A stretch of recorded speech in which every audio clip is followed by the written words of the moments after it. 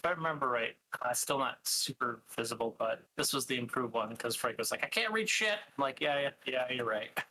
Yeah, I think so too. I vaguely remember fixing it. There's still kind of an issue with the northern ones, which I remember when we were up there, I made a separate map that was more high quality in that region so you guys could read it, but not too worried about it right now. Yeah, it'll be fine. Okay, I can go over the end of game notes if you wish, from the session that I believe neither of you were in. Or I can go over both the session where you were in and where I wasn't there. The session where both of you were there, and then the session after where neither of you were there. We can go over both if you'd like. Yeah, probably for the best, because like I said, I've been reviewing the after game notes, and I'm like, I remember this, but I don't remember this, but I remember that, but I kind of don't remember that. Yeah, I just read through all the after game notes. Okay. I think it would be best if you just told us what you think is most relevant to our current situation. Yep. Okay. I think that makes sense. Otherwise, you're just going to go on for like a half hour.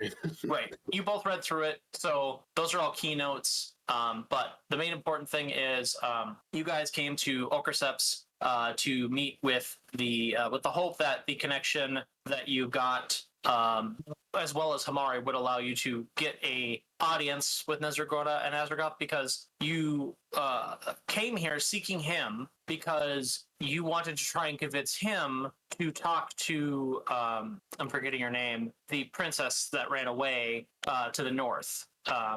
And he gave you a message after Hamari basically convinced him that Hamari was on a particular side that Azragoth would accept, because Hamari is basically a government assassin for that empire, but there's a couple branches that were more connected to Azragoth and the ones that helped him get away. Once Hamari convinced him of that, he backed off. He wasn't aggressive. Because if you remember, I think you guys were there with this, but you remember you were sitting in a tavern and, or maybe this was the last session.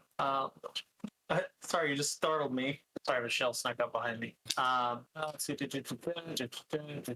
I don't personally recall a session in a tavern with this like singing person and that special song that you guys were mentioned in the notes. Yeah, so I don't think I was there for that session, but yeah, okay, so yeah, so your characters were there, and essentially you saw Azragoth like beautifully singing, like performing, like you all sat down, and Hamari, which Stump, he basically used all of his I think he used 2 inspiration to pass the roll, just so he wouldn't get charmed. And the rest of you were, you were in love with the guy, like having a great time. You all went out to eat without him because he paid for it, and you guys were just having a great time where that was. Him and Hamari basically had a table smashing conversation, which Hamari ended up relaying a little bit later, that there was more that happened than what you guys knew because he had charmed.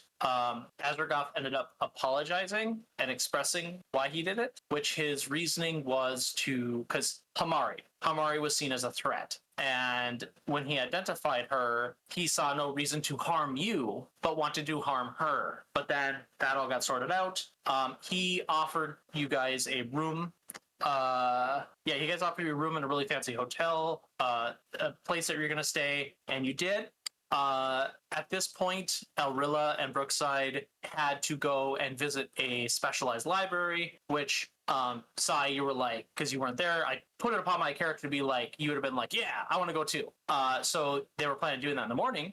And that's where we are right now. Nerd shit. Let's rock. Yeah, so there was basically a library that, because of Azragoth, Elrilla and you and Brookside were given, well, all of you were given permission to go see it. Elrilla wanted to know something about the ley lines, and you were interested in pretty much anything about this place because you've heard tons of stuff about what the elves are up to. You know that they were so, like, from your growing up in Requiem, you know that someone in their culture had something to do with the Blood Force initially. So you were always interested in that because the Blood Force was kind of necromantic in nature. And you wanted to find out more about that. So you were interested in the library, hoping that that knowledge would be referenced or something would be left behind, because you all had came here, Lydia, you were here with us. I think Sai, you were too. Where you guys went to the place where Lydia's village was, or sorry, Yuka's village was, and it was gone. But there was something in the area that was just kind of like primed and waiting to come back. And I think it was either you, Sai, or Yuka that fed into something. Oh no, it was Elrilla that fed into it, and it woke something up and almost started the blood forest up again. And so you've been. I remember that one. Okay. Oh, I think it was Elrilla was testing it, and then you were like, "Fuck yellow," and just like gave it what it wanted. Yeah, that sounds about right. Yeah, and then we all decided that Yuka was secretly the villain of the campaign. We all had to destroy her. Yeah, I remember. But that's in the end arc. She gets to live. So a little cinematic that happened at the end of last session that you as players would get to know about, but your characters don't know. In a faraway place in the distant sea, there is a remnant of what is pretty obviously Talos. Is basically contained in this like big giant airship vessel that's sunk below the sea, and it's stuck, and it's like contained, and it's like fighting against its restraints, trying to get out and speak. And at one point it finally was able to create a crack, and then it kept dying. It basically kept going through all this torture and pain to just die, regrow, die, regrow, over and over again. It was essentially a lightning phoenix like Talos, and it actually was able to send a message out to Liam. And the last scene in the cinematic before it went to credits was showing Liam turning around while he was opening the door to the council to go meet Nezragona and Azragoth to ask for a favor. He had turned and said, was wondering if that was Talos that he heard. So that all caught up. What ended up happening to you guys was Franco, you are Kira character Sai and Yuka, specifically Sai, Elbrilla, and Brookside, were going to bed a little bit early so that they could wake up early in the morning so they could go get through all the bureaucracy and issues of getting into the library. Yeah, bureaucracy. So you went off to bed, started doing your nightly ritual. It might actually be a ritual, or it might just be, doing stuff in a particular way. So we see you going to your bedroom early. What does a night ritual look like for Sai? I believe, if I remember correctly, because it's been a year since last session, and it's been 2 years since my last session.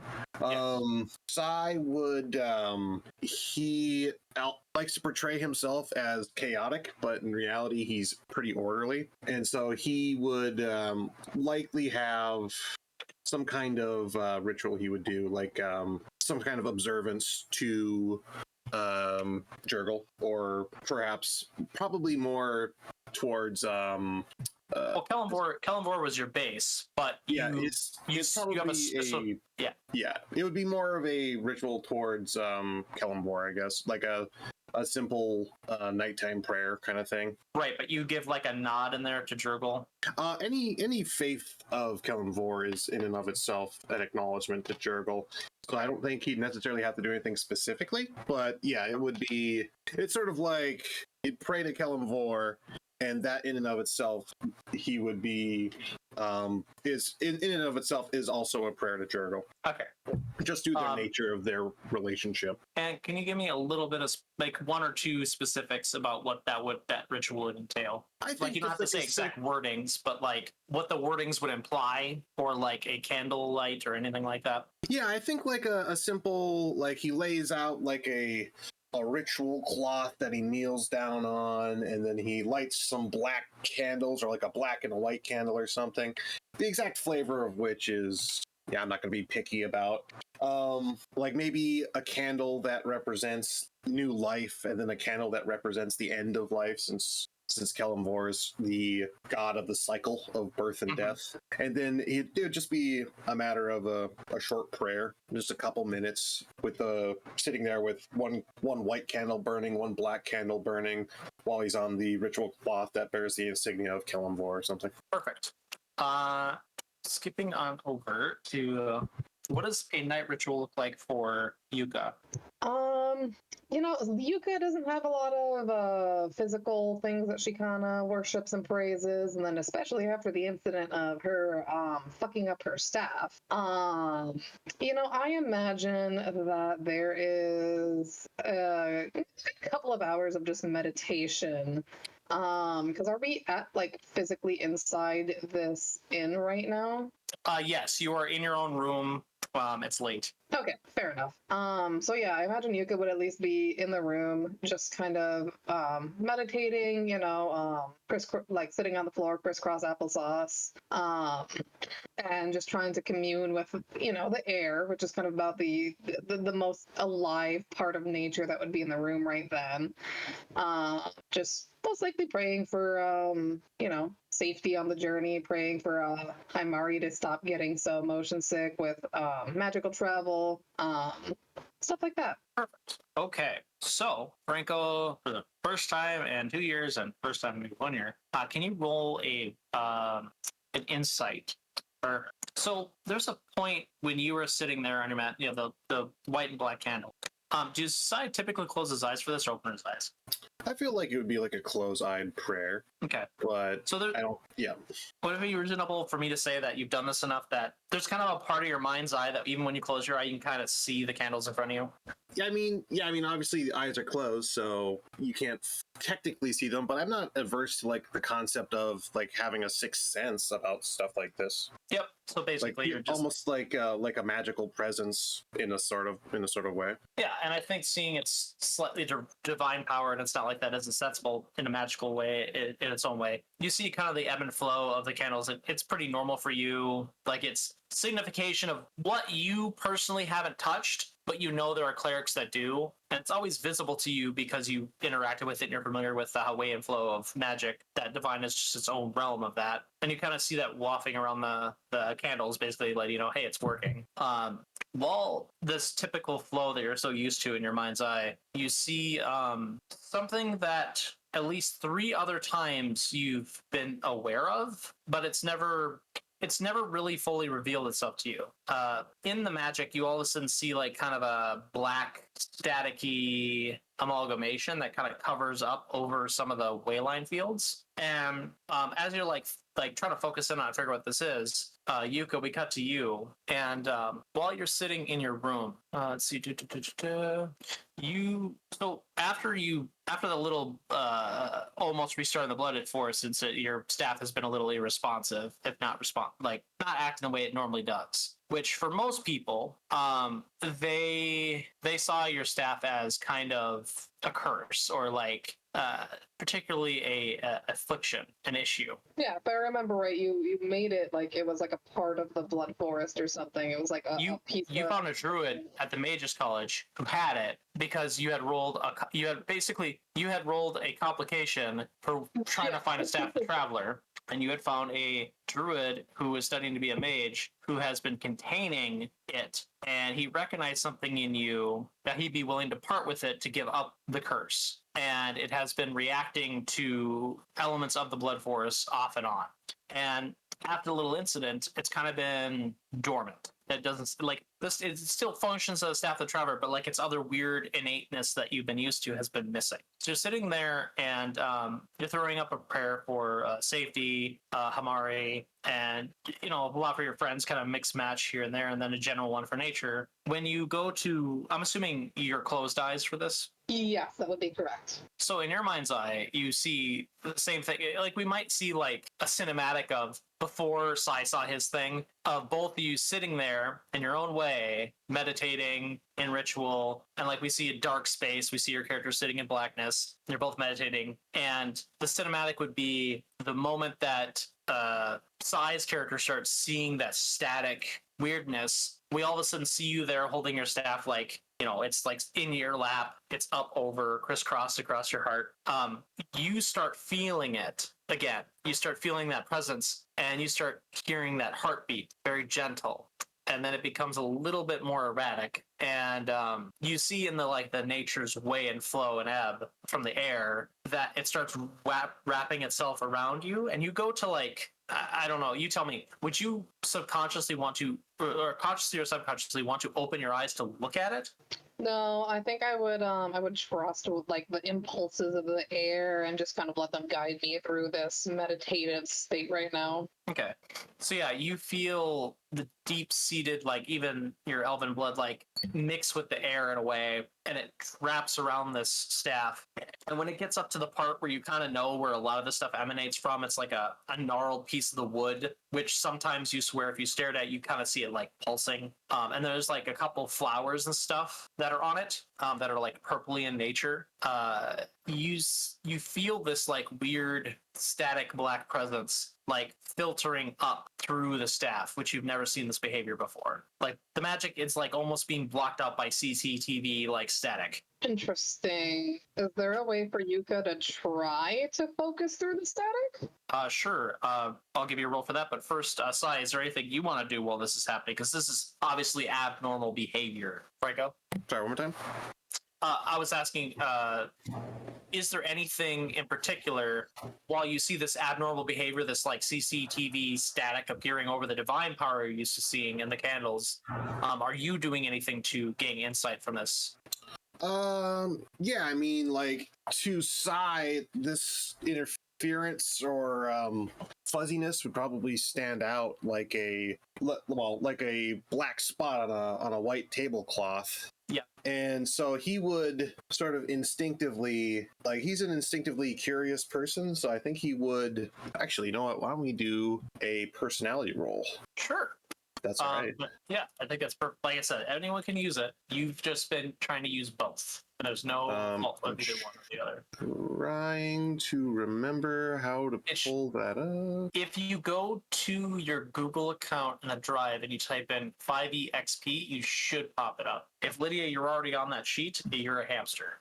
Yep, I'm already on it. Okay. That's not my character. I forget how this business works.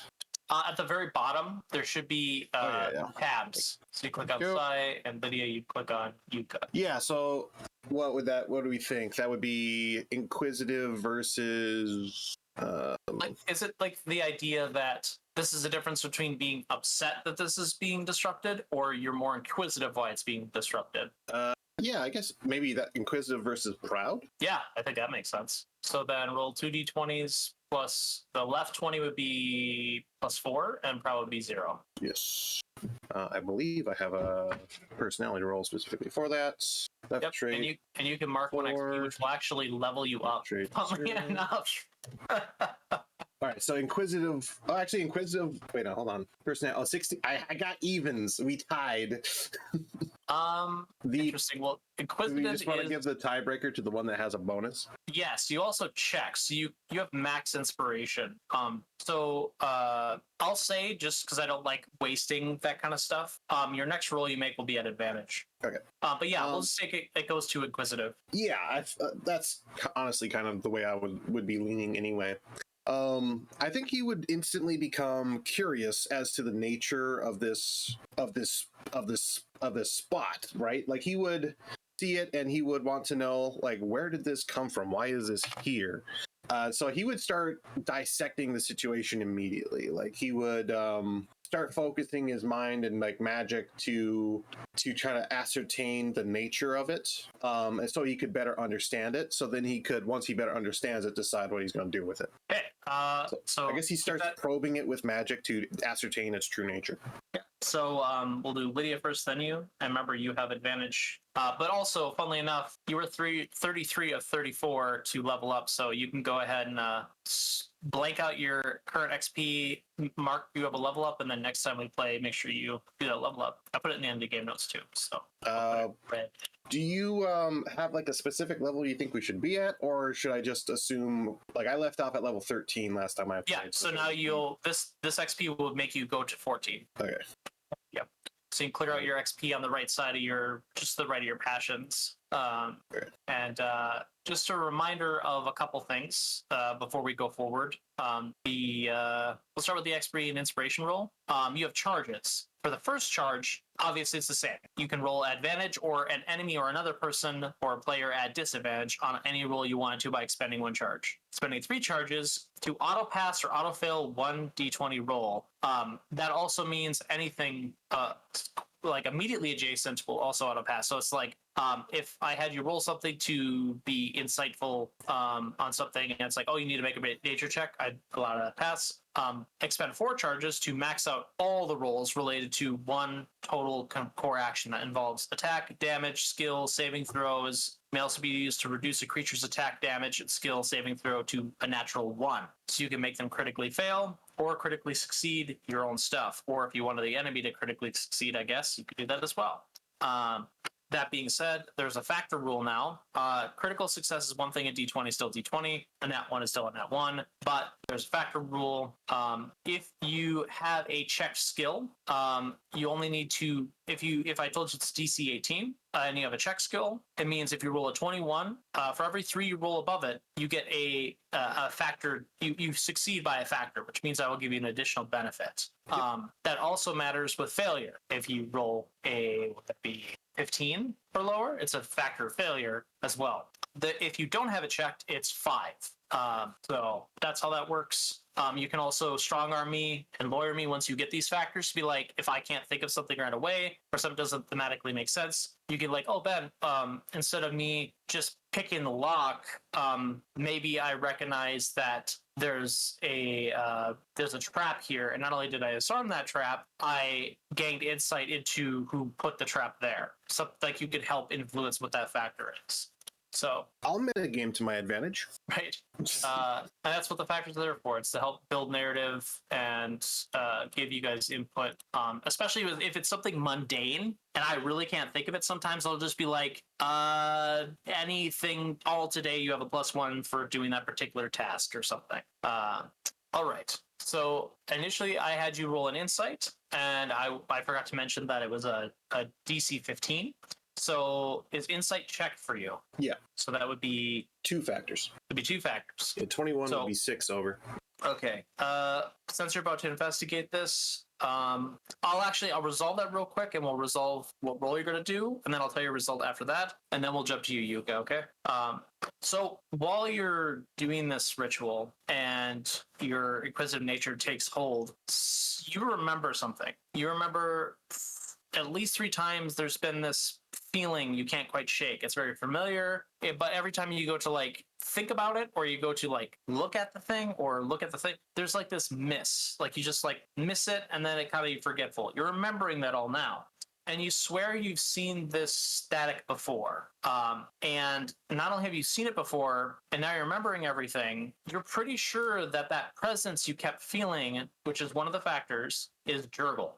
He's been specifically, at least 3 times that you know of, been either directly near you, directly tailing you, and then the next factor you get from this is you're pretty sure he's been following you and trying to get your attention. So go ahead and what do you think makes sense that while you're investigative this with this knowledge I just gave you, what role would you like to do to discern what's going on? And whatever that role is, you'll get an advantage as well.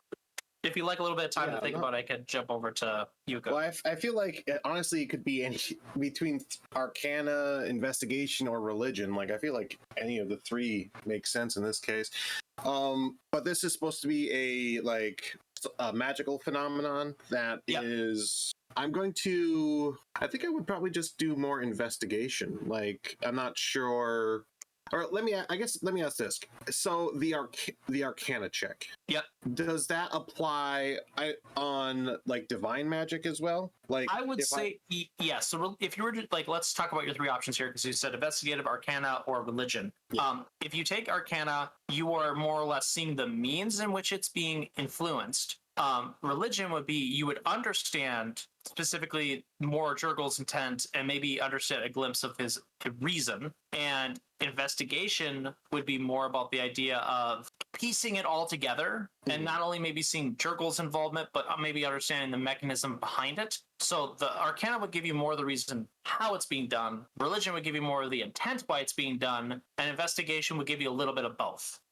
I think Well, honestly, I think if my insight told me that this was like Jurgil's presence, and I got the feeling that Jurgil himself was trying to contact me in some way, I think my first instinct would be to just pick up the phone, like to help to finish. Like, if for whatever reason he's not able to contact me, I would then do what I can on my end to sort of cease the fuzziness and actually be able to reach out and communicate with Jurgil. Right. I feel like that would be the religion role, because then you're delving into it and you're embracing that aspect. Okay. I remember you have advantage. You want me to roll religion now then? Yeah. Okay. And at advantage. Oh, good thing I have advantage. That's funny. Oh, sorry. The check for this was 19. How does this happen all of the time? Roll20 is not random. Yeah. Every time you roll a nat 1, the other roll you had is a nat 20. Like, it always happens that way. It seems like I've been watching recent VOD of Sunfall Cycle. It does seem to be, it happens more often than I think randomness would imply. Like, there seems to be a bit of a weight there. It might be a minor weight, but it seems to be a bit of a weight. Okay, so... You said it was 19? Yeah, so figure out how many factors that is with whether it's checked or unchecked, which I think that's checked for you. Keep that in mind. I'm going to jump to Yuka real quick. So Yuka, roll me a insight, because you two have been experiencing similar things that Sai has. And this isn't an advantage or anything. Did it go through? I hit the button, but I don't see it popping up. Nor do up there it is. Just Oh, there it goes. It popped up for me just now. Sorry, this was at 18, so you passed. No factor, but you passed. You two remember at least 2 events where specifically one very recently you remember seeing this kind of staticky, shadowy figure like at your peripheral vision, and it was like an animal. You remember it being an animal, and the moment you go to look at it, it was a different animal, and then it's gone. And you remember it kind of unable to view it or vision it or see it. And this feels extremely similar. So when you go to, you said you were embracing, kind of letting the air guide you. Yeah. That feels like a nature check to me, if that's what you'd like to do. Okay. DC was 19, so that's a factor fail. So what does it look like when you decide to let the flow take you and you get what you want, but something goes bad? I imagine it's like Yuka's at peace with everything, you know. Again, she's going with the flow. It's like floating on the surface, I'm sure in the beginning of like a nice calm river. And then just as the wind is blowing through the scene and kind of carrying her on, I imagine that it kind of like, you know, like we start getting like white water with like, you know, river rafting or something, you know, things start getting a little bit rough, but it's, you know, nice and gradual. And again, you can still kind of at peace, you know, nature's not always nice and calm. And I don't know exactly what you want to do for the bad part, but I can imagine that, you know, yeah, going with that metaphor of like, you know, the wind is kind of like a racing river at this point. You get carried away by it. Yeah. Like it's a rapid. Yeah, it's not, you're not flowing with it, it's taking you. Yeah, exactly. Okay. So I think what ends up happening here is because the intent, I mean, it's clear from what you're hearing from Franco, so it's not a spoiler. The clear intent is to try and get your attention, and it does that too well. You find your consciousness being pulled into the staff. Go ahead and make me a wisdom saving throw. Take an intelligent magic item, thank you very much. Don't worry, your soul will go to use. Trade places. Okay. Sorry, the pass for that. It was a DC 15. So saving, so that would have been 16, 17, 18, 19, 20, 21. So that would have been 2 factors of success. So you end up in there. That's the bad part. But you're in there with control. Also, with 2 factors, you have control. But you are now in a place that you can't get out of. And standing in front of you is every animal and no being, but every being all at once. It is this ever-shifting font of static. And you find yourself in a completely black environment, and this black static for some reason seems to be like cell shaded in a way that you can see it in this blackness. And again, it's every animal, every being all at once. Well, not at once. It's this ever-shifting thing. It's hard to look at. But you now have control. What would be your first action you would like to do? I'm sorry, what were the last couple of words that you had said? Here, I'll get a little closer. I don't know if I'm getting cut off or not. You are trapped in the staff that cannot be helped. but you are now in full control. You see this creature that is everything and nothing all at once. It is all animals and all beings at once. Well, none of them. It's ever shifting. It's this black static in a black environment. This black static is cell shaded in such a way that you can see it, and you now have control. What would you like to do? I imagine it looks like a... Oh, sorry, go ahead. Okay. Standing where I am, I would like to ask the creature in common, who are you? Yeah, I think that's going to coincide really well with Franco. Do you figure out how many factors you had? 3. Three factors. Yep, up from your DC. Yeah, and I'm going to say with the nat 20, I'm just going to give you an additional, so you have 4. So we're going to say going forward, that one of the factors is you're staring at Jurgle. That's the factor. You just know that now. 2 of the factors I'm going to expend by all interactions you do to try to communicate. The word I use there is try to communicate with Jurgle are advantage. And the last factor, I'll have you hold it. So at some point where it feels like you're getting fucked over by the rolls, you can tell me, Ben, I'm holding that factor. I want to use it now to make this not suck as much. Sound good? You said I have 4 factors? Oh, 1 factor is I'm definitively know that I'm... Okay, I see. Yep, you got 1. It gave you 4 because you got a critical plus your 3 you got from just rolling that well. And 1 is that you know it's Jurgle. The other 2 factors is you get advantage trying to communicate with Jurgle from here on out. And the 4th is you get a hold. Like you can decide later on when things are going bad, or you want to make things that are going good better. You can just do that. Okay, so why this coincides really nice is you know, Yuka, we see the split screen again, right? Where you're both in blackness, except Sai, you're just still sitting there in black candles. Yuka, you're in a black environment without your staff, and you're standing in front of this thing. The thing emerges for Sai. It looks identical, like they're shape-shifting the exact same time, and they both say it's not really being said as it's more of a intent or a feeling. For Sai, the pendant of Jurgle that you have stowed away wherever the hell it is comes flying out of wherever it is safely. So if it was wrapped around your chest as a necklace, it just comes free of the necklace. If it was in a bag, it just comes out of the bag without damaging anything and flies in front of this person, this thing. And for you, Yuka, you see that symbol. You don't know what it means. You've never seen it before. Sai, you know that's a symbol of Jurgle. Yuka, you see the symbol floating in front of it. And you, Franco, know this is Jurgle, and he has definitely tried to communicate with you, picked up the phone. Yuka, you picked up a phone, didn't know who on the other line was, and you now know that this creature refers to itself as Jurgle. We're in a group call. Like yes. So there was no verbal response from the creature? No verbal response. And Sai, you hear Yuka's voice ask who you are, or who this thing is. And Franco, I think it would be thematic, but you tell me if this isn't on brand. Your character says the name Jurgle, and then Yuka hears that. I'm fine with that. Okay. I think I would hear Yuka, and at this point, I feel like the character Sai has a good enough understanding of what's happening, where he would take this as like a divine intervention kind of moment by Jurgle, and so he wouldn't be confused so much as it's like, oh, I'm being in contact with Yuka at the same time by Jurgle. So he would take that as like he doesn't have any questions. He's not confused about the situation. He would just take that at face value. It's like, oh, Yuka's supposed to be here. So if anything I say in this situation, Yuka's supposed to hear. Yes. So I don't think he would feel the need to kind of like disguise anything at this moment.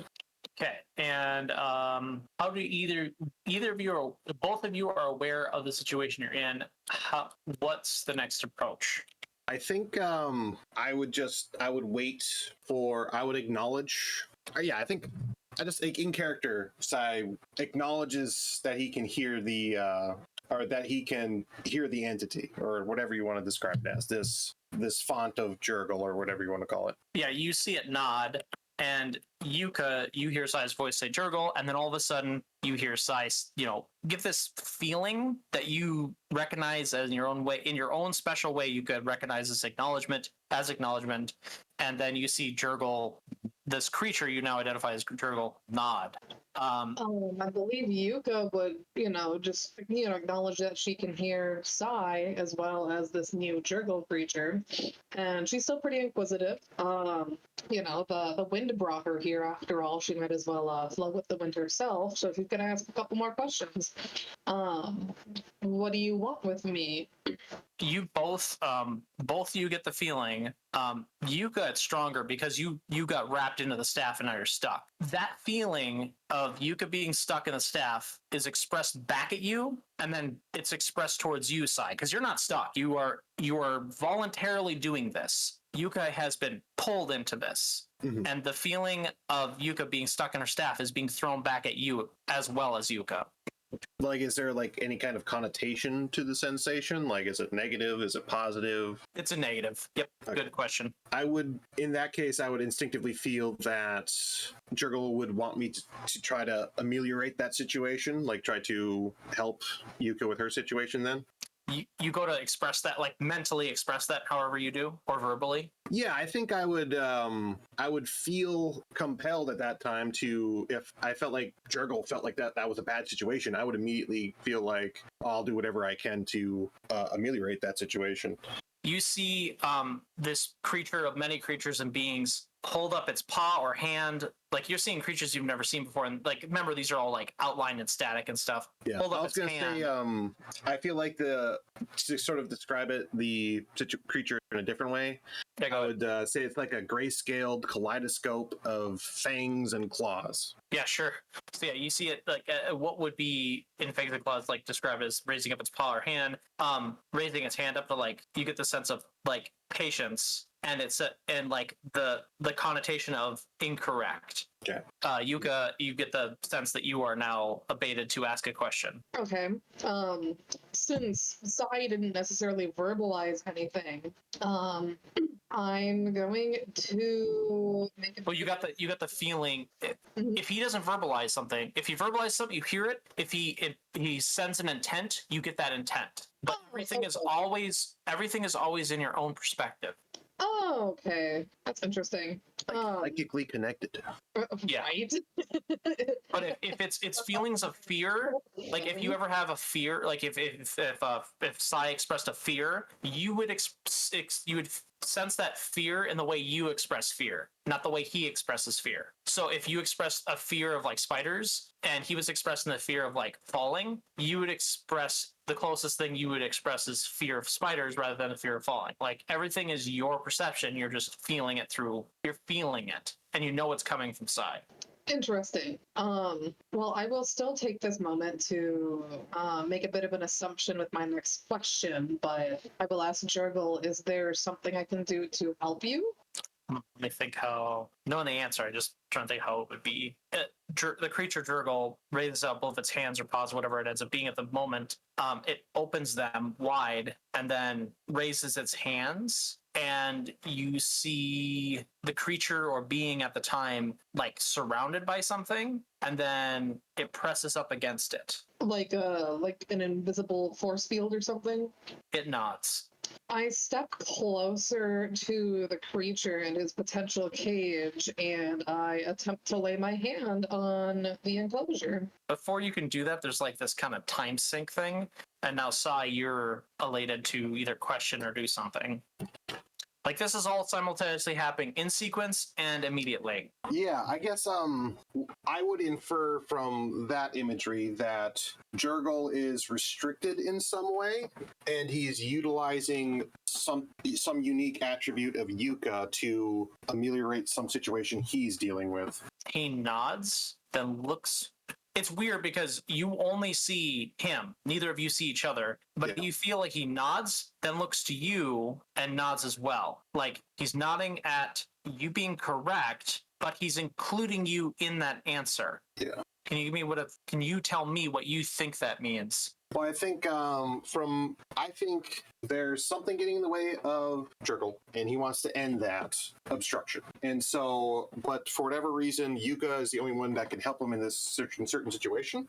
As soon as you think the only one, he shakes his head. And, well, what I was about to say is, but I am here to assist Yuka however I can. Yeah, you see, like, this is a hesitant nod, like you almost got it. Yuka decides to blurt out, all right, I'll reach out your hand as well. Yeah, I'll take that as I should be more forward with my personal involvement, and that I need to take a more direct role in assisting. You see a nod. Well, I will join Yuka in reaching out towards the force field or barrier. Yeah, the moment both of you go to do that, Yuka, you're released. You're sitting on the bed, cross legs. You are now eyes wide open. Sai, you're sitting, however you were sitting or standing, whatever, with the candles in front of you. The candles have blown out, and that field you were seeing before has evaporated, and you are now just in your room. Yuka, you get this wind that blows past you, and you turn around, you see the windows open. Sai, you see where Jurgle was where the symbol was and where he was standing, whatever space that was in, your symbol is still hovering there, and it flies past you and breaks the window. It goes out the window behind you. Yeah, that's really weird. I guess I'll never ask any questions about that ever again. No, I follow the pen. It's like, well, taking the candles away, going downstairs. I'm not going to sleep here tonight. Bye. Yeah. It's clearly haunted. So you go to open the window. Yeah. I mean, I assume it just kind of breaks through the window like a little rock. Yep. And then just flies out into the darkness. Yeah. I guess I would just I'd throw my bag of holding down on the ground. I'd slide everything that was mine in there real fast, throw it over my back, and just run up to the window, undo the latch, and see what I can see. Lydia, is your character Yuka doing roughly the same thing? Yeah, because I imagine we must have very close rooms, and I have to be able to hear his rustling at the window and jumping out the window. So with your perception, I'd say as you're following these actions, it sounds like the room next to you, which you know is size, you hear similar rustling, and I think comically there's a camera angle outside where you both open the window at the same time and look the opposite away from each other and then towards each other, and you're maybe 10, 12 feet apart, and you're on a roof. There's the roof is not slanted enough that you couldn't go out and safely sit down and kind of scuffle along it. Yeah. I'll just look at Yuka. Did you? Yeah, I think so. Oh, okay. Do you see the pendant? And you can use your special elf eyes. I mean, with 26 passive perception. Yeah, fuck it. You see it. I'll give you an opportunity. You can either get some factor rolls or you can just see it. You're not going to fail at this. This is more, you might get a factor, but you can also just quickly this along. And at any time with that perception roll, I'm just going to ask, do you want to bother rolling to see if you get factors, or do you just want to see it? I'm just going to ask you every single time, unless it's something I really think you couldn't see, like it was invisible. Okay, fair enough. I feel like you could reasonably able to see it. She kind of squints her eyes a little bit. Yeah, I've got my eyes on it. Yeah, you pointed out to Sai, and Sai, you see it floating up as she points it out, and it's going up on top of the roof, just over the roof. So you guys would have to climb out safely. Wow, you don't have to do any rolls. You can safely get out, take your time, and crawl up to the roof. Roll an athletics check, and I'm fall off, falling to death. Land on a spiked fence and failed all three death saving throws. 10 damage, and you fall 70 feet. You have 69 hit points. You're dead. Yep. Jesus Christ. No, I mean, could Yuka turning into a giant eagle, wild shaping into a giant eagle, help carry? You most certainly can just hop, jump. If you want to do that, you can. And I have a pretty funny mind's eye how that looks. I think what Ben is saying is that the climb over there is easy enough where a child could do it, and I think we can handle it. I wouldn't say a child, but yes, for the most part. If you take your time, you'll be safe. Okay. But yeah, I'll just kind of look over towards Yuka with this sort of almost a bewildered look. Like this whole situation has kind of caught Sai off guard, but he's here for it at this point. Like earlier, he said he felt with certainty that this was Jurgle, so at this point he's all in. So he's just going to start climbing up to it. Yeah, and Yuka is going to monkey climb just directly behind Sai, since at least Sai knows what this deity is. Yeah, you had a pretty strong presence that while you're communing with Jurgle, that there was familiarity between Sai and Jurgle, while it was obvious that for Sai, there was confusion between Jurgle and Yuka.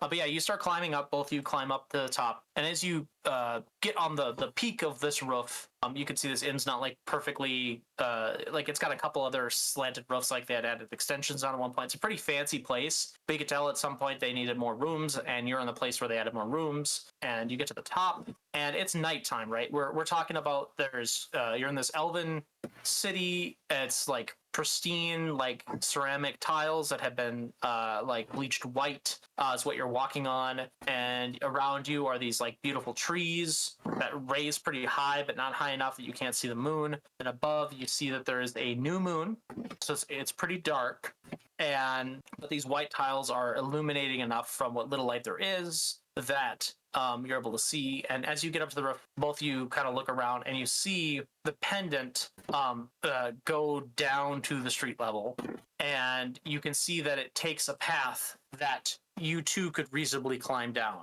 Like you're going down into a smaller roof, and then the entrance roof, and then you could like just safely fall down from there to the street. Okay, just a hop, skip, and a jump. Yeah. For funsies, both of you roll me athletics. The DC's 12. Oh, okay. Athletics or acrobatics? Might have this. Okay, hey, at least my athletics is checked. Okay. I'm a wizard, Wow. Harry. I'm a wizard.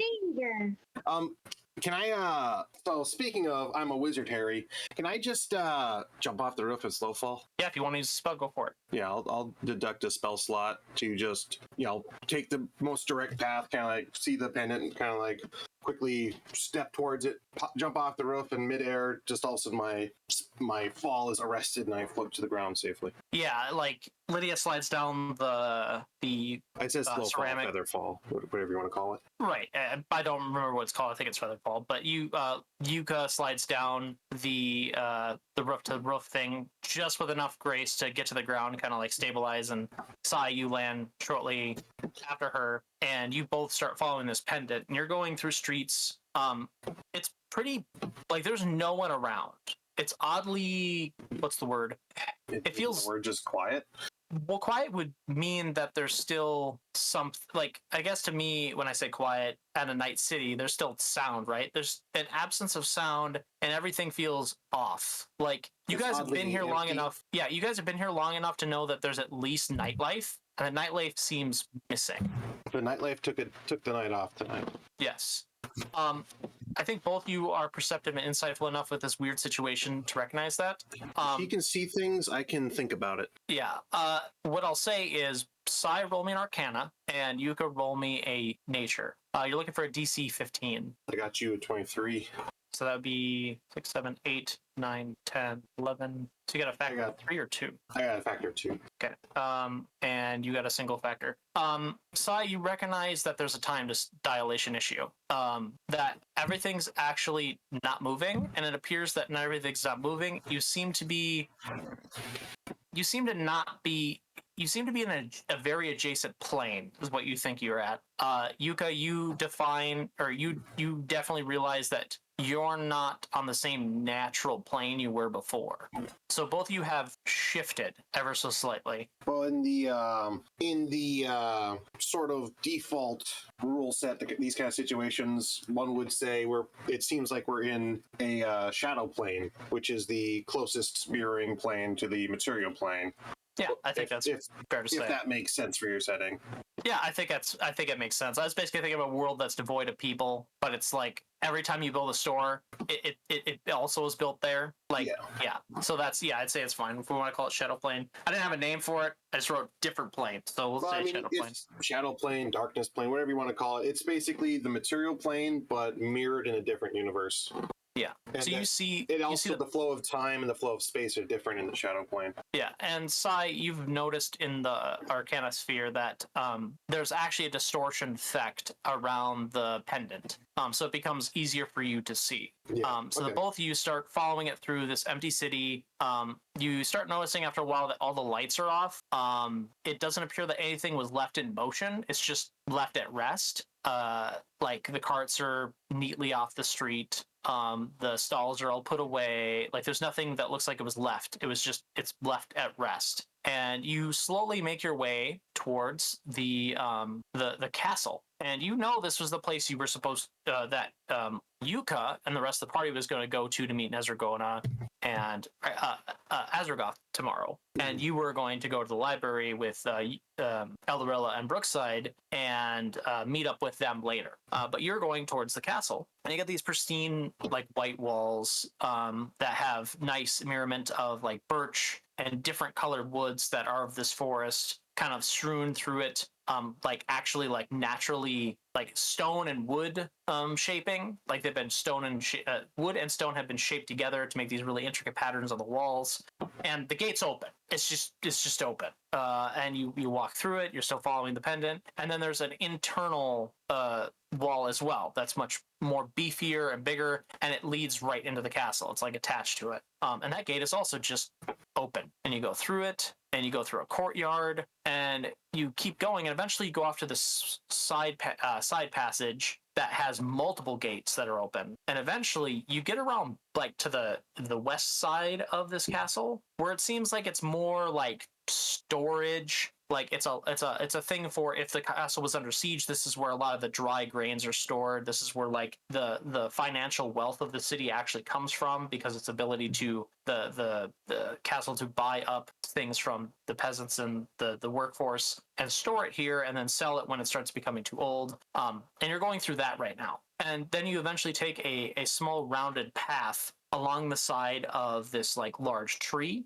that goes near a mountain, which is where the wall is built into. And you leave out this back gate, and there's this winding kind of mountainy foresty path that you take, and eventually you come to a cave entrance that has it's like they intentionally wanted to keep it hidden but protected. It's like stone shaped and wood shaped into the side of the mountain, a gate that if it wasn't hidden by all these trees, you might be able to pick it out at a distance, but it would be kind of hard. Like it would even be a little bit hard for you, Yuka, with your perceptiveness. At a distance, you wouldn't have been able to tell that this just wasn't another part of the mountain. This gate is also open, and as you walk up to this gate, can both of you make me a wisdom saving throw? Or you're looking for a DC 18. Hey, I made it. Yeah. Okay, so you made it, and side pass with a factor. Yeah, I'm apparently rolling fairly good at the moment. Right. Now it's going to get worse when it matters. Yep. Actually, Sai, you got that's two. my last good roll. Sai, you got two factors, right? 18. Yeah. Yeah. Okay. Is wisdom a check saving throw for you? Yeah. Oh, cool. And I'm assuming the same thing with you, Yuka. I mean, it doesn't matter. You rolled a 20, but It's checked for me too. just want to mentally remember that. So you both, like when you're walking past this, so I think you identify this more, Yuka. It's more of a feeling. Like you pass by this gate, and it felt like there was like more air resistance. You just keep going, but like it's a check mark in your mind, like, huh, that was kind of odd. Sai, you recognize this, that there should have been something blocking you, and you kind of just went through it. If you'd like to dig a little bit more into this, you can, but it would take you time. And the pendant of of Jurgle is just, it's going. It's staying at a walking pace, but it's still going. Yeah. So, I note it. I look around to try to visually record as much information as possible, but I'm not going to let the pendant get too far ahead. Okay, gotcha. So you catch up fairly easy, and you guys are going down this hewn stone path, and eventually the hewn goes away, and it's just a tunnel, and you start seeing roots of trees coming up, and they're like, some are pearl white, some are like just regular colored, and they're kind of weaving around, and you're going, it starts getting out of the it's kind of like Silent Hill in a way, where you were going down staircases before and they just seem like you were going down a floor. Okay, you're on a floor. All of a sudden you just get to this place where it just keeps going, and it seems dimensionally broken. Like, you've been going down this path with these roots that keep getting deeper for a while. Like, and they seem like the pattern is repeated. And you keep seeing the pendant like just floating ahead of you with a little magical distortion. And y'all are going. So it's, how long do you wait before either one of you questions like this? Like, it appears we're in a repeating hallway. A repeated, like, slanted cave with a bunch of these roots on either side of you and cave walls going down repeatedly. I'll just kind of look over to Yuka as like, are we, have we been here before? I've never been to this cave before.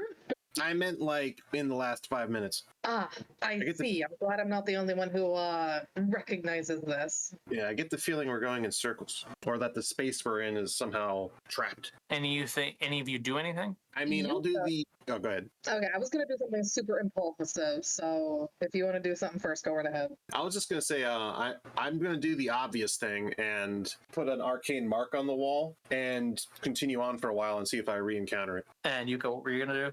Okay, Yuka, being super impulsive, decides to not shout, but speak fairly loudly, as she's not certain whether the amulet can hear her. Hey, where are you bringing us? It doesn't respond. I'm assuming, are you still walking? Yeah, but Okay. I imagine it's a good couple paces ahead. Yeah, you get a couple of paces ahead. Sai runs back up to you. And after a little bit, Sai, you're like watching, where you would expect it to be. And you see it again. Okay. I'll point it out to Yuka if she doesn't notice. And like, well, that sort of answers that question. We seem to be restarting or resetting from... Can I determine like the space we're in, like the size of it roughly, or like how many steps we took before I saw it again, etc.? I mean, we can make up any number. It's not necessarily important. We'll just say in 100 steps. Yeah. If it's not relevant, then we'll, He'll very kind of scientifically say it's like every 30 feet, this stretch of 30 feet is repeating. And so if we go another 30 feet forward, we'll be, and he points behind them, we'll be right back there. Yuka stops suddenly and just stares ahead. Do you stop as well, Sai? Yeah, I'll hold position for a moment. Yep. You see the little amulet go for a bit. It gets too far away. Can't see it. And then how long do you guys wait? I personally would only wait until it just starts to get at the edge of my vision, and then I'd kind of jog to catch back up with it. Sai, do you follow? I'll hold position. Okay. So yeah, Yuka, you run forward. Sai, after a little bit, there's like this intuition. You look backwards and you see the amulet, and then you see Yuka. And Yuka, you run back into Sai, and the amulet still just keeps in going. that moment, Sai remembers, even though it's probably completely unrelated, Sai remembers when Jurgle signaled to him patience. And so he'll be patient. So Yuka, what do you do? I guess I will decide to wait this time. Yep. Both you stand there and you see the amulet go by once, twice, 3 times, 4 times, 5 times, 6 times. It just keeps... Yeah, I'm not just standing here watching the amulet go by endlessly. I'm investigating, I'm detecting, I'm, doing my thing. Yeah, you can go ahead and give me an Arcana check. Go ahead. I was going to say, Yuka decides to walk backwards, not necessarily turning around, but just taking steps backwards. Yeah, I'm assuming you would take enough steps backwards to quote unquote end up back where you keep ending up. Yeah, exactly. On a hunch. Yeah, so you go to walk backwards, and you feel this strong oppressive nature, but you keep doing it, and eventually you do end up back at the same place. And so I'm assuming that's just general Arcana roll. Well, that was the Arcana roll you asked me to when I said I was in detecting and investigating. Right. Okay.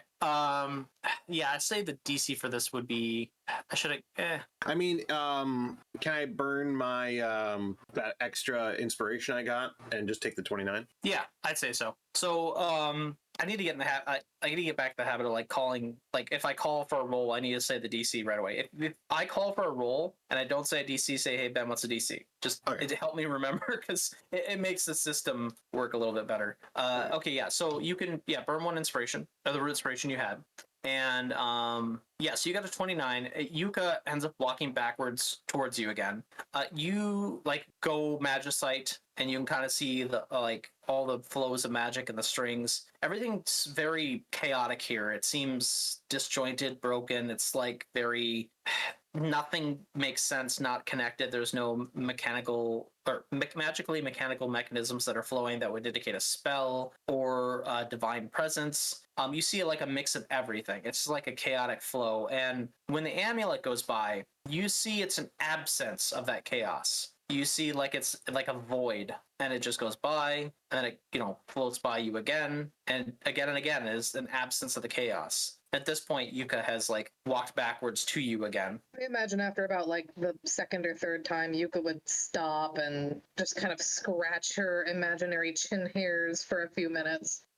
What would happen if next time the amulet comes by, I grab it? Sure. Yeah, so you you just think about it for a bit there, goes by, and then Yuka stops, and then she's like, scratch her chin. You just like reach out your hand where you know it's gonna stop. The moment it touches your hand, the both of you find yourself in a slightly similar but different part of the cave, and you get I guess we'll just say a phone call from Jurgle.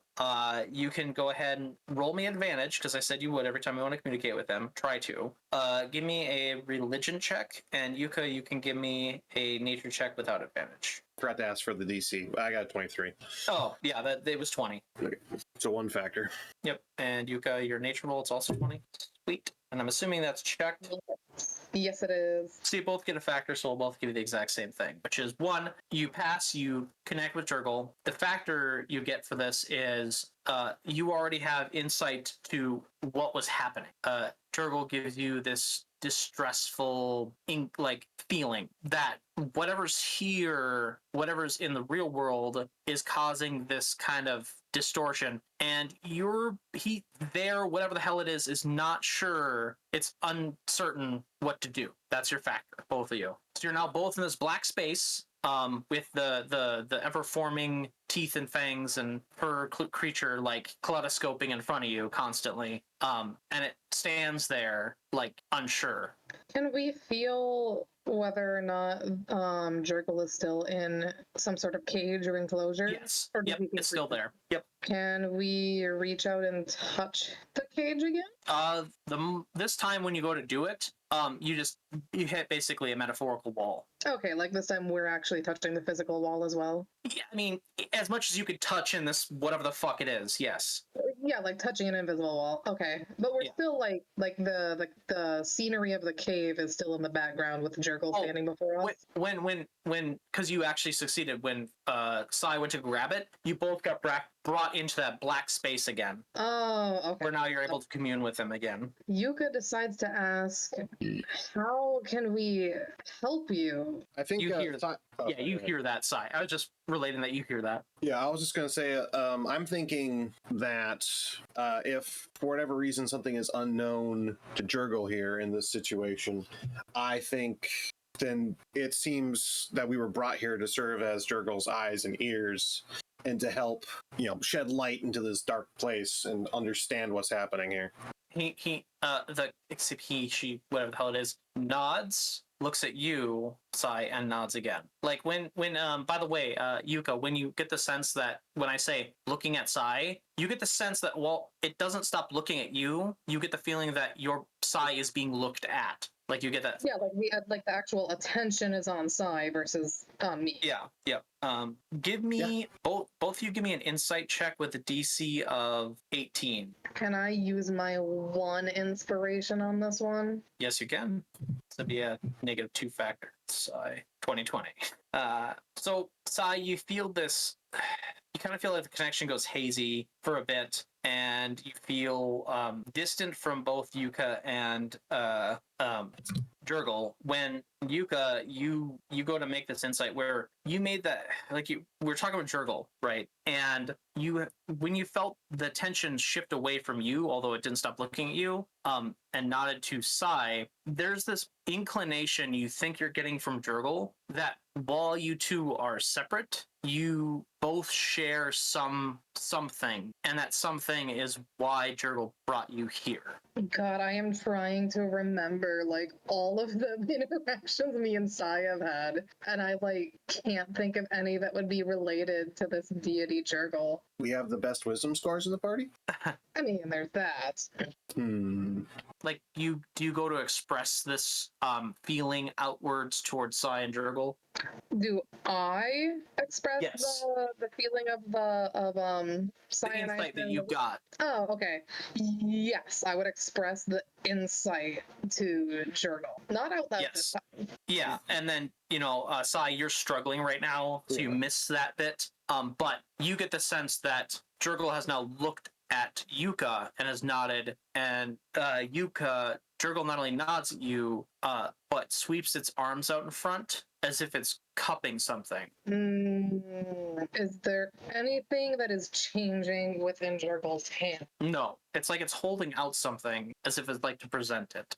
Yuka attempts to reach out her hand, but is probably blocked by the invisible fence. Yes. When it realizes that that's not getting the effect it wants, after a little bit, it uncups its hands and puts one arm to the side and holds out another arm as if it's holding something. Like it's mimicking your pose right now, which is you're holding the staff in your right hand and you're standing there in this dark field. I was just gonna ask because I remember you said that I went into the staff earlier, and I don't know if you meant that like made the staff disappear, or if it was back on me. Last time, yes, it did make it disappear. This time, it's with you. Okay, fair enough.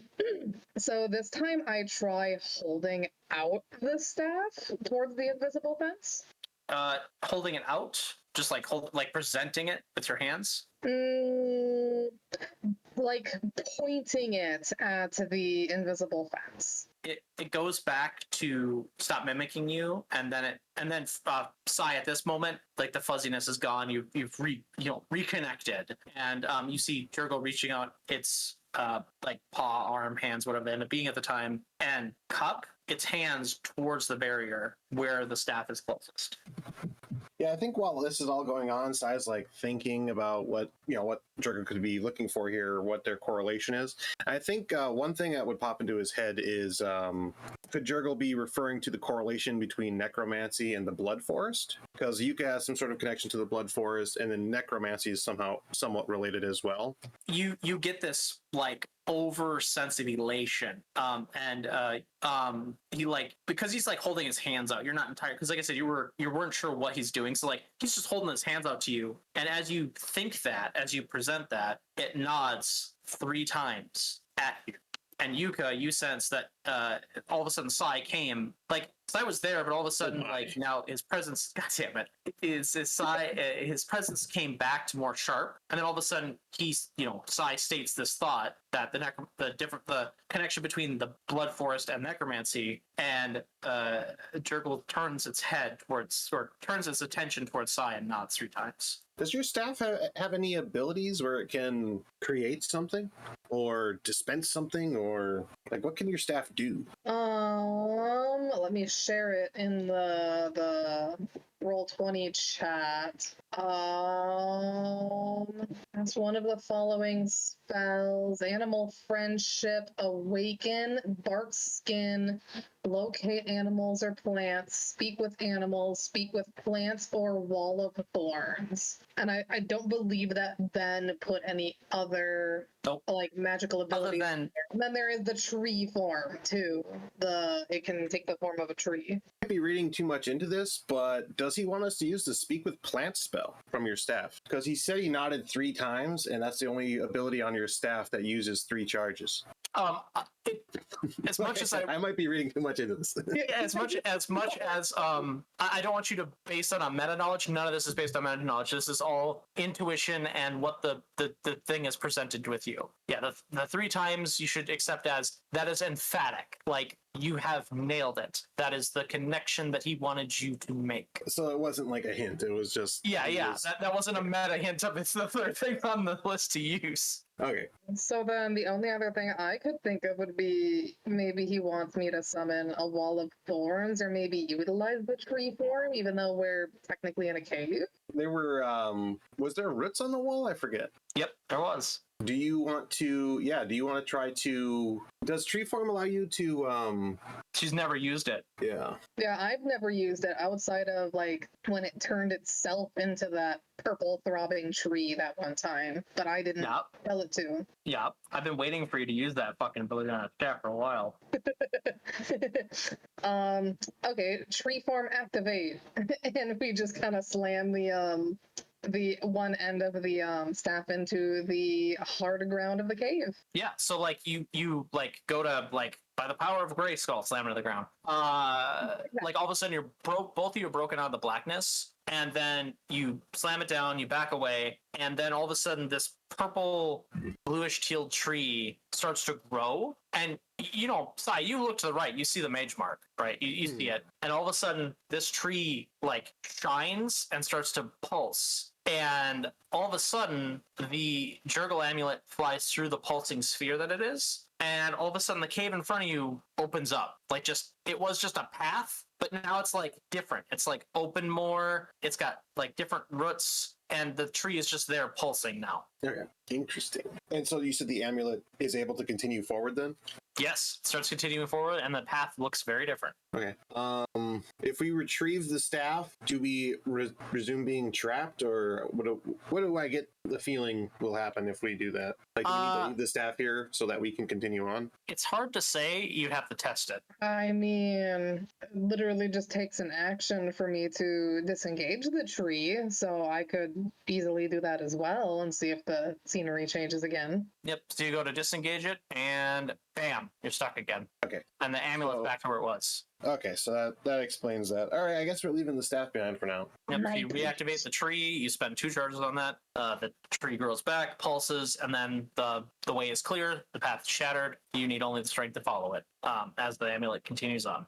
Again. All right. That was a Darkest Dungeon reference. In a TV show, that part would have been cut out. Yeah. And then later in an episode, we'd run out of charges for some reason, and it'd be like, why are you out of charges? It's like, well, we had to cast a spell twice at this time. It's like, no, you didn't. That part got cut out. What are you talking about? Yeah. Exactly. And everyone's verisimilitude would be ruined. But yeah, so anyway. you two continue on. Yep. Yeah, so you start continuing on. The branches and the roots change. They start becoming drier. They start becoming more like withered, and I don't know if you've ever seen a tree when it's been sitting in a mud flat for a while, like underground. It's basically petrified, and that's what the roots start to become petrified, and then eventually you start seeing bones, like random assortment of bones kind of strewn about, and eventually the sides of the cave kind of open up a bit, and eventually the roots disappear. They stop being petrified. They're just not there no more, and you start seeing more and more bones, skulls. Real quick, would Yuka recognize any of the bones and skulls? Yeah, you see like foxes, cows, humans, elves, all sorts, and they're in different states of decay. Like some look like they were like ripped out of the skeleton and bleached, or ripped out of the body and bleached, and some look like they've been like laying in tar pits or like stone for a while. Like they've calcified, they've stonified, like fossil levels, like all sorts. But it's not like when we were further up, they were more new, and then the deeper we get, they look older. It's just kind of mishmatched in there. Yep, just mixed. Okie dokie. Very interesting. I would get this like feeling, like this. It's almost like he would be making like this connection that there was all this life, and at the core of it was death. Like his new life sprung up from the death of all these creatures that make up these bones. You get a very subtle nod, like from Jurgle, like a brief connection. And can you make me a perception check, Sai? The DC is going to be. I feel like for you, it's unfair for that to be too high. We'll say 16. 16? Yeah. I never use my inspiration, so can I do a inspiration for advantage? Yeah, you still have 4 charges of it, and you used up the free one. So yeah, if you want to use just 1 charge for advantage, go ahead. And make sure you track that on your drop sheet. That right now. Before I even roll, I want to make the change. Perception. Come on, baby. I was rolling good earlier. Let's see if we can bring it back. 19.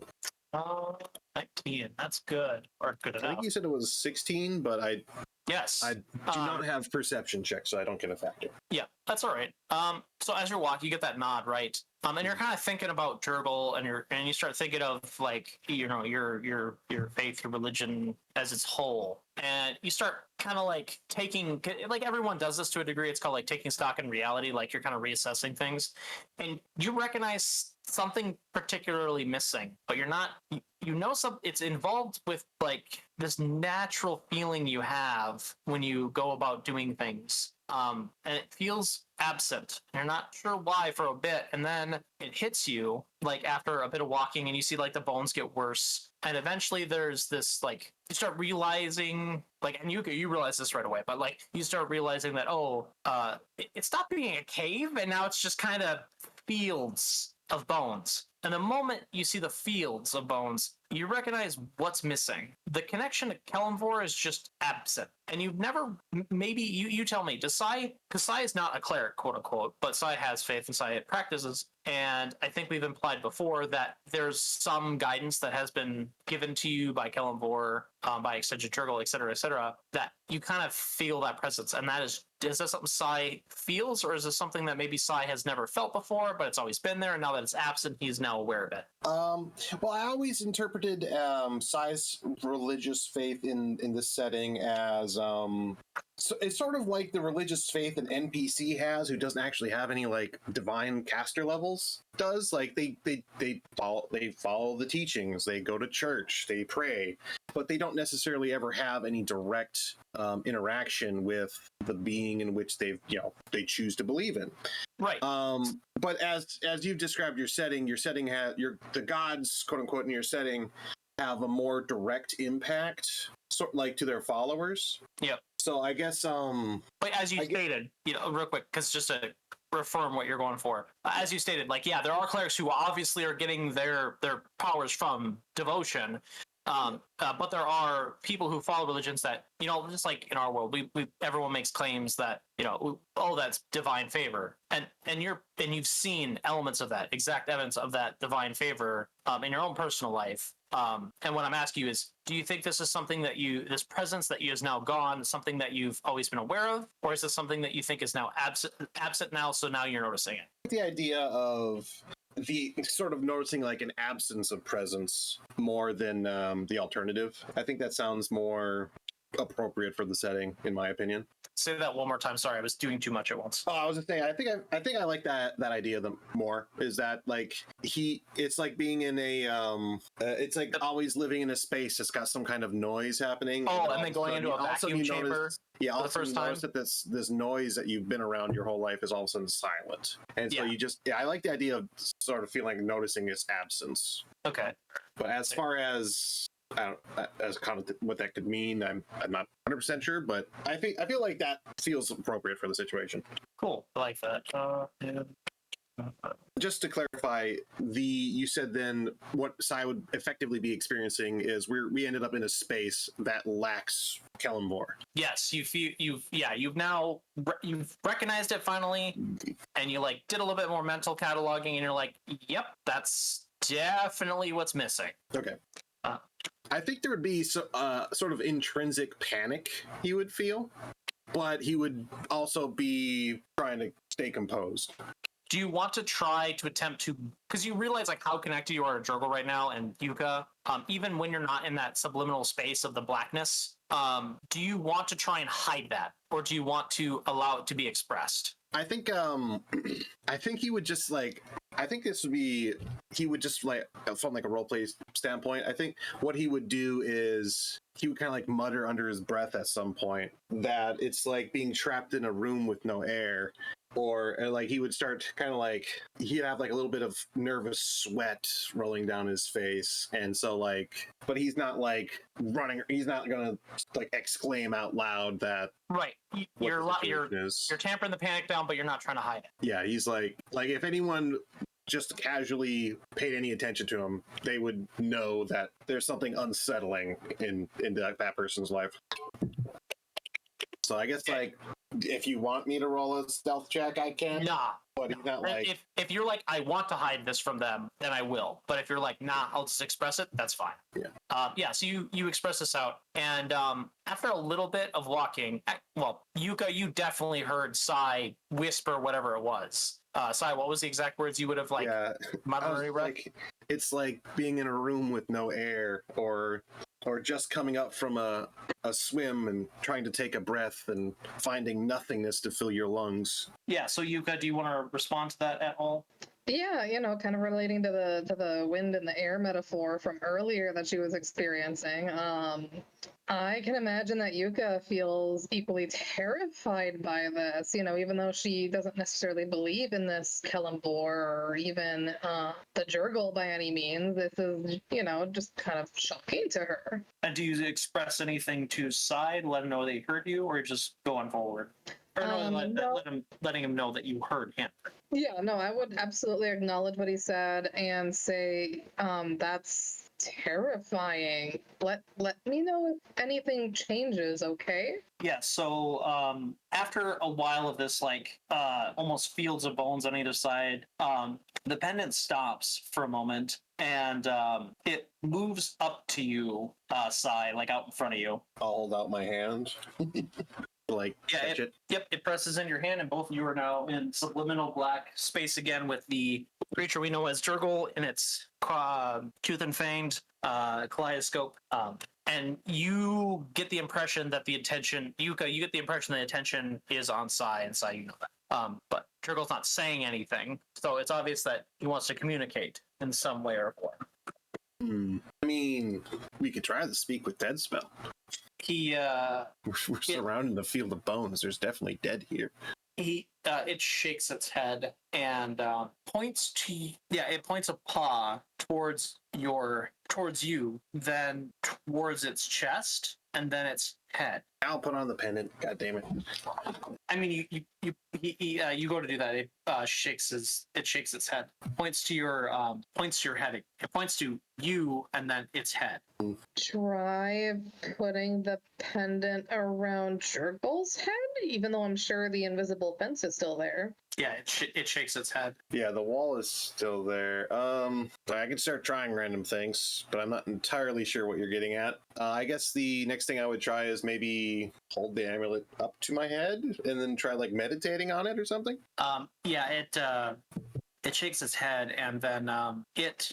I think how to express this. I guess can I roll like an insight to try to get better? Yeah, I think that's better because there's probably a way it can express this to you in a way so I can understand that I just can't fucking figure out. So both you roll me an insight, and Sai, you obviously have advantage from before. And what's your DC? The DC, this is a bit complicated. I'd say it's 20. More than 9. Ooh. 20 is a big number. Well, this is about to be exciting. Hey, inspiration for the win. And is that a factor for you? Yeah, it would be one factor. I suppose it would be one factor no matter what. Yeah, so Yuka, you're just lost for, like, you're not entirely sure what Jurgle's trying to communicate to Sai. But Sai, you recognize, like, after doing a couple things and shaking heads, and it keeps pointing to its head, and you say the word thoughts, or, like, think it, and it nods. And with the one factor, you realize what it's trying to get you to communicate about, which was your initial panic, your initial feeling, the thing you were expressing earlier about Kellamvor. It wants to communicate about that. I just like asked the question, where is Kellamvor? It points up. How can he not be here? It points down. Why? Why is this place like this? It wraps its arms around itself. It when it wraps its arm around itself, it like it reaches up to like hold its shoulders and like holding itself close. It opens its arms and does it again. Holds itself close. I think Sai, like, kind of struggling to figure out what to do. He takes the pendant and he'll like hold it to his chest and be like, "I'm not sure what you want from me." It like lowers its arms, and because remember, it wanted to communicate to you about you're feeling your panic, expressing that, and it goes to like approach as far as the barrier will let it, and it like puts its hands together like as if it's coddling something in its arms and rocks it slowly. I'm gonna let you get like one more guess or something, and like then I'll just do an insight roll. And if you guys can't get it, it's gonna move on. You're holding like an infant. Like, is that what you're looking for? Are you looking for tears? Are you looking for? Shakes its head, but it like there's this feeling of keep going. Are you looking for screaming? Do you want me to cry out in agony? Shakes its head. Do you have a guess? Is this like a parallel world where Column 4 is just a baby? Shakes its head. Both of you give me an insight check. DC 20. Sly with advantage. Yuga, normal. Oof. I think with a 19. So Yuga, let me see if I can like tamper your mind without giving you the answer. It goes to rock back and forth like it's holding a child, and then it like goes to hug itself, and then rock a child back and forth. Is Jurgle a younger form of Kalimvor? It gives you like a not a yes yet, not a no. Like you're kind of right. Like I'm on the right track. Yeah, we're gonna each give you 2 more guesses, and then we'll have to unfortunately move on of what it's trying to communicate here. Is that each of us get 2 more guesses, and I get 2, and Sai gets 2? Yeah. Okay, so I will immediately use my next guess, and I will say that, or I will ask, is Jurgle a child of Kalimvor? It nods slowly. Like you get the impression that it's like you're not quite right, but you are. Got a guess, Sai? Are we here to create life from this death? Like, is that why we're here? It's because of our ability, my necromantic abilities, and her relationship with the blood forest? Are we supposed to do something here? You nods, but you get the impression that that's besides what it's trying to communicate. Like you figured out why it brought you here, but not what it's trying to communicate to you now. I'm trying to think of the way. We know it's like it's mimicking like this action that it's like cradling an infant in its arms, if I'm interpreting that correctly. And it hugs itself, crossing its arms, and like keeps wrapping itself up like an embrace, and then like rocking a baby back and forth. And this is in relation to your panic over Kalimvor's disappearance. Something it's trying to tell you about it. Yuka, got a guess? Not a good guess. This is a fucking absolute throwaway guess because I literally can't think of anything better. But is Jurgle implying that we have Sai and Yuka here to make a baby? It shakes its head. Don't feel too bad because that thought crossed my mind, but I figured it was so unlikely that it wasn't worth saying. I agree, but it was like literally the last thing on my mind that I could have thought of that like related. I kind of wanted to waste a guess earlier making the jokes like we're not going to baby make here. What are you talking about? Right. Is it saying like Sai has to get over his like his fear of the lack of Kalimvor? It nods emphatically. Okay. And then it like goes to hug itself again. Like it hugs itself a couple times. I don't get the hugging part, but yeah, is it like trying to comfort Sai? Is that what he's doing? Like he's hugging himself? Nods. And like he's trying to say he's you're within my embrace kind of thing? The nods, but the comfort thing, less so with the embrace thing. Okay. So Sai takes a deep breath and he uses all of his mental fortitude to put his faith in Jurgle and get over his trepidations of this absence of Kalimvor. Yep. So cool. Almost 80% of the way there.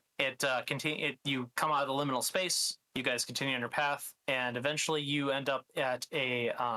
It's this really big root, and it's hard to tell if somebody came down here in stone shaped, bone shaped, but like the bones kind of like embed themselves into this like big root, and you see, you both see different things, but at the tree's base where this like path leads.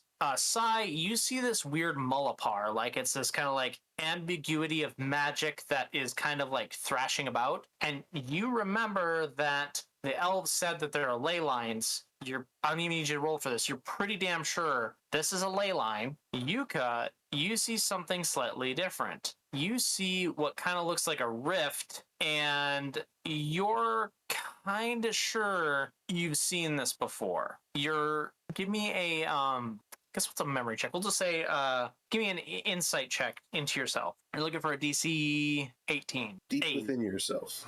Deep within yourself is an 18. You remember in like a dream that I have this note somewhere, but there's a dream I fed to at one point where you were floating through like a space that you felt like there was tons of people who were related to you, or they know you, and it felt kind of ambiguous. And then you remember hearing the heartbeat of the blood forest, and then you woke up. But I'm like getting that same feeling again here. Yes. And at the base of this thing, there's like what looks like a very diligently made stone plinth, like a small raised stone spot that's kind of rough hewn stone. And there's kind of like a stone circle there as well, like little stones with like small bits of bone scattered about, as well as on the stone, rough hewn stone. You can see in the stone there's ruins. Sai, you recognize some of the ruins from books you've read at some point that talked about ancient necromantic rituals, like a particular type of Ruic style that was pretty primitive. You recognize there's some of the runes are here for that. There are some runes you can't identify. Yuka, there are runes here you don't identify, but Yuka, there's runes here that you identify as like the types of runes that your village used in regards to Blood Forest. And you're actually kind of remember the verse of some of these. Like you recognize some of them are like ebb and flow of life and soul. Some of them are like transferring of the life and soul, not just the flow, but the whole thing. And then like building. So you see runes here that are like awakening, additions of movement, like adding the parts that would transfer like the motion to muscle, the motion to bone, like engrams, like adding engrams into your undead to make them do things, like the coding for it. Yeah, I was gonna say if so I could kind of exclaim something in character real quick. Yeah. While he's sort of like seeing these runes, he'll go, these runes are the blueprints to the very foundations of necromancy that I cast. They're like the arcane formulas themselves, broken down to their base components. Interesting. If that makes sense, Mr. Ben. If that doesn't make sense, I think you nailed what I want you to get out of this. Obviously, there's elements of this you don't know because it's behind GM screen, but you've nailed the point that I wanted you to get from me describing this. Yuka, you have something to add? So you said the ruins that I recognized were like songs from my people? Yeah, like they're part of the ritual that was used to communicate and grow the blood forest and come part of it. Like flow their spirit into the blood forest. Like you remember a psalm or a song that would indicate that they wanted to become the tree. They wanted to become flesh and wood together. That was part of the ritual. That was part of the cult. And the part of the reason why they became ostracized is because the way they did this usually involved them to like flesh shape stone, like shape into wood to become it. Not just living tree, but like a weird hybrid. And you see the magic that you remember growing up with, like you heard, like because the ruins were everywhere. You kind of got to learn through osmosis, even though your interest in them was minimal, what some of these are. There's some here that you don't recognize, just like for Sai, there's some things that he don't recognize, and there's some things that just look alien to both of you. Well, I think I would do my best to express this to Sai, and then maybe beg the question, do you think there's some correlation between the necromantic ruins and these blood forest druidic ruins? I think the implication here is their root is one and the same. Like the very nature of magic is all types of magic sort of have many correlating features, and it's long been theorized that the source is the same, if that makes sense. So like the nature of it is from the same font, and then all of our differences spring up from entities that sort of come onto the scene after the fact, or different interpretations of the same characters. Okay. If that makes sense. You're nailing it. No, I think I'm picking up what you're throwing down. So what we're seeing here is it's like we're looking at the ancient alphabet of words we were familiar with, but never knew where they really came from. One thing you realize, both of you, through the conversations you're having, and the pendant has been hovering in the center of this circle, by the way, I forgot to mention that. There are parts of the outer circle that have more of this alien text and very little of the two rune structures that you're familiar with, but there are blank spots that, if it was to follow the inner circle, should be filled. Interesting. So there's the blatant absences. Something's been. Does it look like something's been erased or something's been removed, or is it like just looking missing for something to be added in? Yeah. Do you if you voice this like thought? Yeah. It's. I'll say it looks like there's something missing. Yeah. You the stone fly the amulet. Sorry, this amulet flies between the both of you. This time Yuka reaches out to touch the amulet. Yep. You both end up in liminal space, and the Turgle entity wastes no time. It points towards both of you. You weirdly, you see it just point at you, but you know it's pointing at both of you, and then it points down. Yuka just looks down to her feet. The liminal side, you also look down. Yeah. You both, the liminal space cuts away, and you're both staring down at the spots where the empty spaces in the outer ring are. Can I ascertain which symbols I feel like have arcane meaning and which symbols have more druidic meaning? And then I guess what we would do is we go touch those empty spaces? Well, first, Yuka, give me, with advantage because of your past history with the ruins, give me a nature roll. And Sai, with your study and your communication with Jurgle, you're going to give me advantage with a arcane roll. And you're both looking for DC 18. So if you'd like to, or Sai, I think you have enough inspiration to just auto pass if you'd like. Yeah, I'll give the roll a shot first, if that's all right. Technically that is allowed. Yeah, we're fine. Okay. So tell me your tell me your factors. DC 18. 18. Yeah, I got 3. Sorry, go ahead. Mine would just be 1, wouldn't it? I always struggle with the factors thing. Yeah, yes, it would just be 1. You're 1 away from 2. And I'm 3 factors up. Okay, so for the first two, so for the first factor, which you both get, for the success is you're both positive that you know what runes are druidic in nature, which ones are arcanic in nature, and through the both of you, you identify divine runes that are mixed in here. You're not sure what the alien one is. The factor one is you see that some of these runes are ancient, and they're the ones on the inner circle. Those look like they've been here for a while, and those have less of the alien runes and more of the druidic and necromantic ones. The outer circle, those runes that are in place, the alien ones with the handful of druidic and arcana ones, or necromantic ones, seem like they've been carved more recently.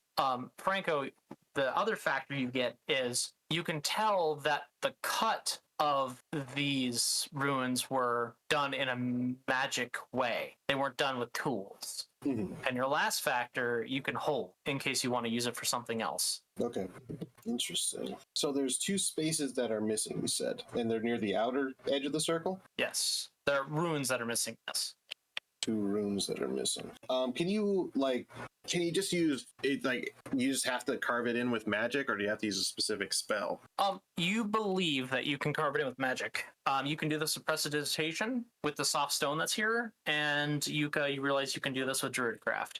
I guess I'm not 100% sure what symbols they're looking for. My gamer instinct is that it's just like we're just supposed to inscribe ourselves into the circle, but I'm not 100% sure about that.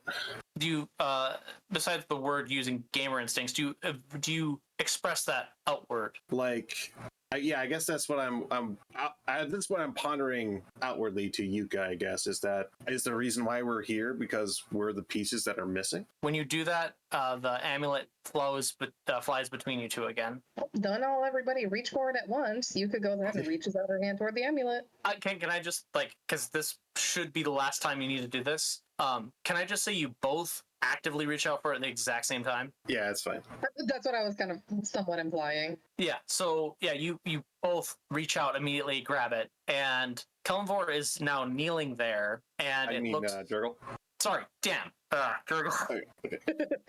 Making sure it's like Kellenborn. Surprise! It was me all. It was me all the time. No, Jurgle.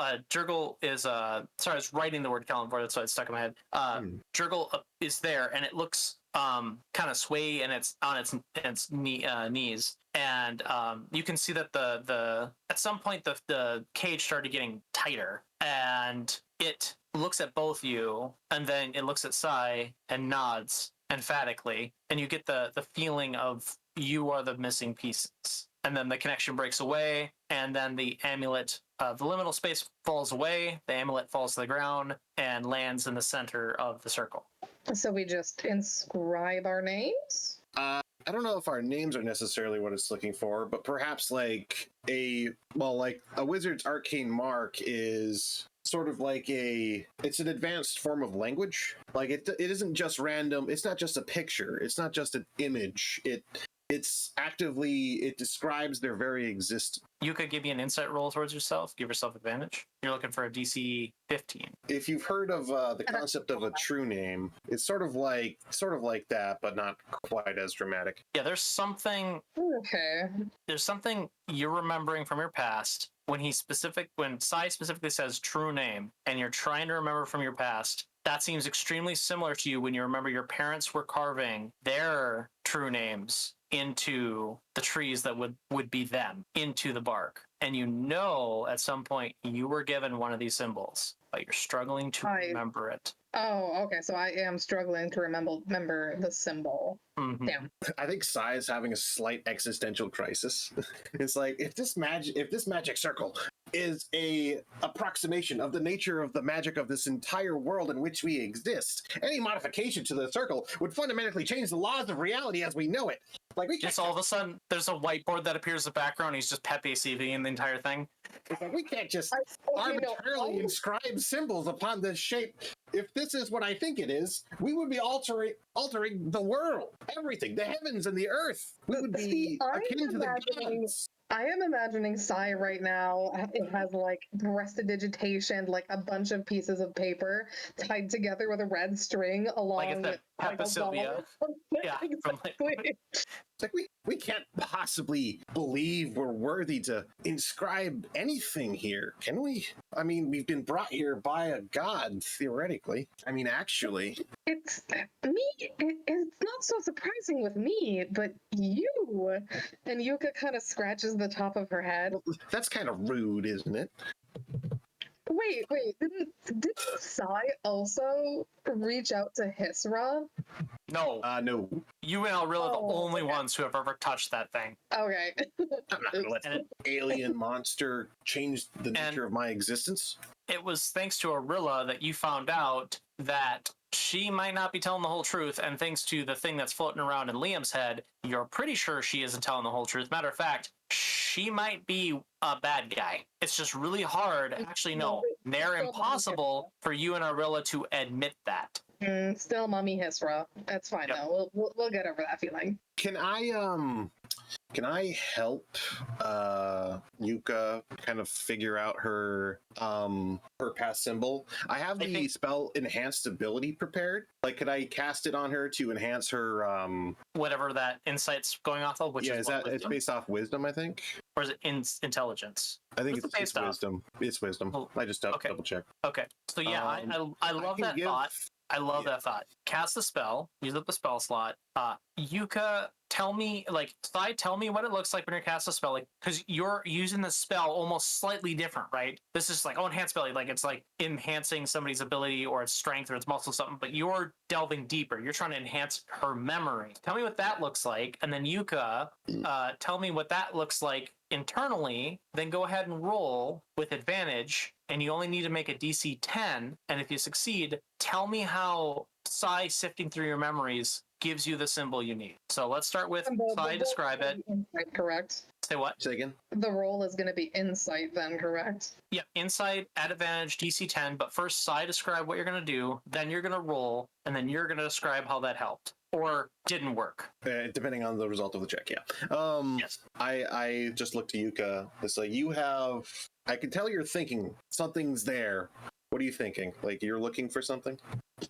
Yes, I'm trying to remember my symbol, and I can imagine that as Yuka's kind of saying that it like jumps her into her own head, and she's getting these kind of like rapid flashbacks of memories. Like, let's say we're starting like shifting through recent memories first, and then we start going through like before she joined the party while she was still living in the village and teenagehood and childhood, and we eventually find the one of her parents inscribing the symbol somewhere on a section of wood or something, just to teach her, not necessarily inscribing it into a tree yet, but a piece of fallen wood or something. Yeah, side nods, like, okay.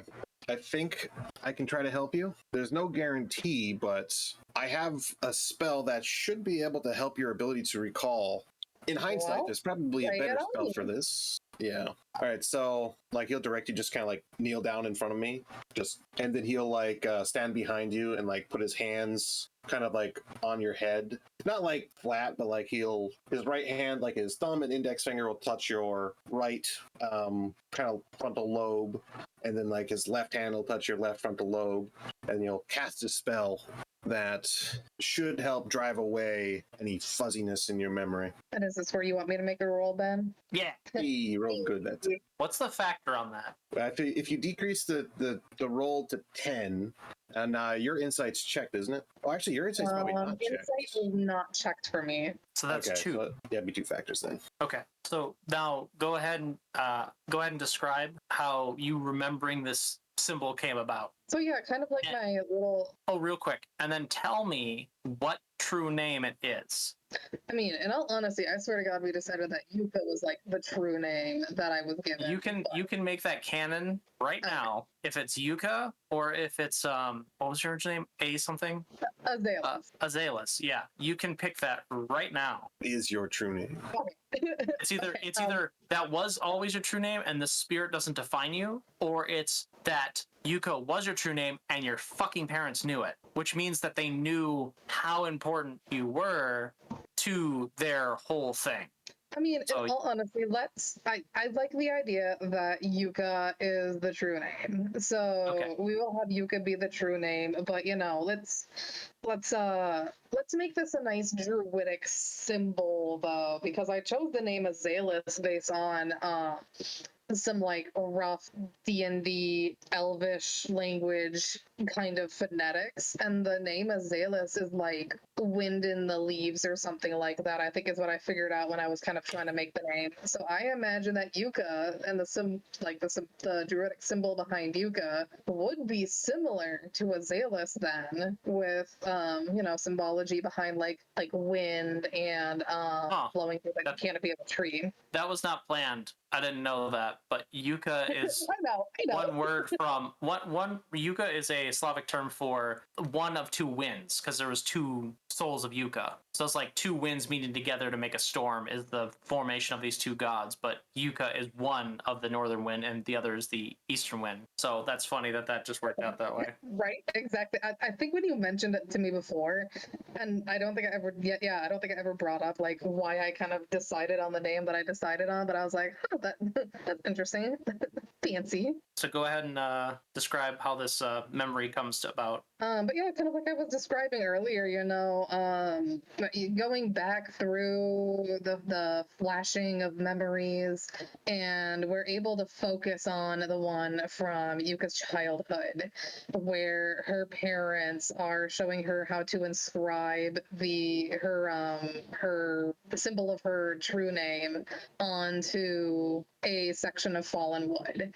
And the memory of this slows down to kind of normal time. And we get Yuka's feelings of childhood, of just kind of, being there in the presence with her parents, and, them explaining the kind of like cultish symbology and how important this is.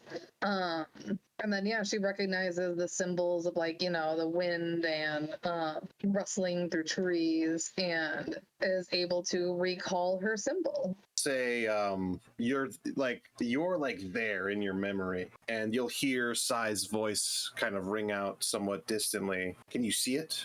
Do you have it? Yes, I have it here. Okay, focus on it with all your mind. I'm going to release the spell. Do not lose it. And then I'll... You can immediately start thinking of something else. Squirrel. Squirrel! Oh. Ooh, a squirrel! It's like... and we It's a spell slot! The next scene is I have my symbol carved into the rock, and she just has this picture of a squirrel carved into the rock, and then all of a sudden the world ends. Yeah. Everyone gets turned into squirrels. Over the planet. Yeah. Let's turn it on dead squirrels. Good job. I release the spell and I slowly back away, and I imagine Yuka's like kneeling on the floor with her eyes closed, concentrating on this. Yep. So you both now know your marks. Okay. So do you go about using Druidcraft and Prestidigitation to fill in the marks on all the spots that they're empty? They seem to be kind of sporadic. And when you both go to look down, does one of you go to attempt to start carving? Well, carving, quote unquote. I still want to examine the circle a little bit more closely. Like, I don't...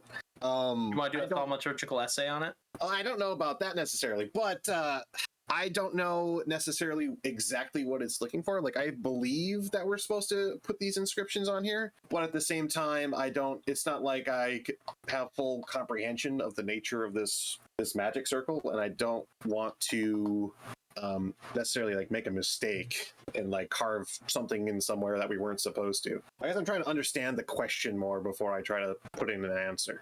Yeah, in all honesty, Yuka has been kind of trying to think of a way to ask, like, do we want to translate what we see like existing already in the carvings and see where our specific symbols are supposed to fit in? Yeah, you can both make a whoever has a better, what would this be? I feel like investigation. Investigation? Yeah. Yeah. So who's got the best investigation? Probably me. I have a plus 10. Yep, definitely you. Okay, so then Lydia, go ahead and roll investigation. And if you pass a DC 10, you can help Sai, who then will get advantage. Unless Sai, you want to We'll just take the advantage from the assistance. Yep. You got That's the advantage. That plays better role play wise anyway. Yep. Oh boy. So you need a for this, because you're telling me that you want to understand where to properly put each of your marks. Mm-hmm. Yeah. So this will be because it's ancient knowledge, we're gonna say it's a DC 20. And remember, you still have what's the word? I'm trying to remember the other version. 3 chances to auto pass or auto fail if you do fail this. If you want to burn all 3 of those inspiration charges if you fail this. Okay. Right. I think we just go for it. I've been rolling pretty good, but usually what happens after I roll good is I immediately roll terrible. So let's see what happens. I pray for guidance. Where's our damn cleric? He's supposed to be using that damn spell all the damn time. I want my 1d4, damn it. Does Yuka have does Druid get guidance? Let me double check. Don't recall. So I think Druids work similar to Druids Warlocks, do get right? guidance as a cantrip. Go ahead.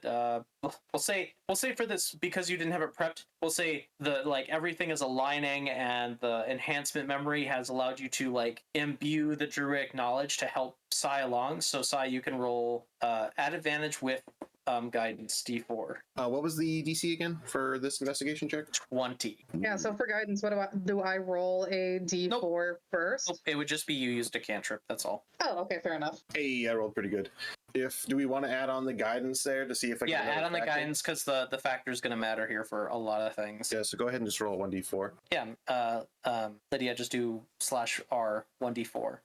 2 more, so 29. That's 9. Did I do the thing You said right? it was 20, so we're 9 up, so we're 3 factors. Okay, so how this looks is you two are reading out at first it takes you a bit to figure out where the order starts, right? Because it's a circle. Mm-hmm. You find the start and you start reading it out.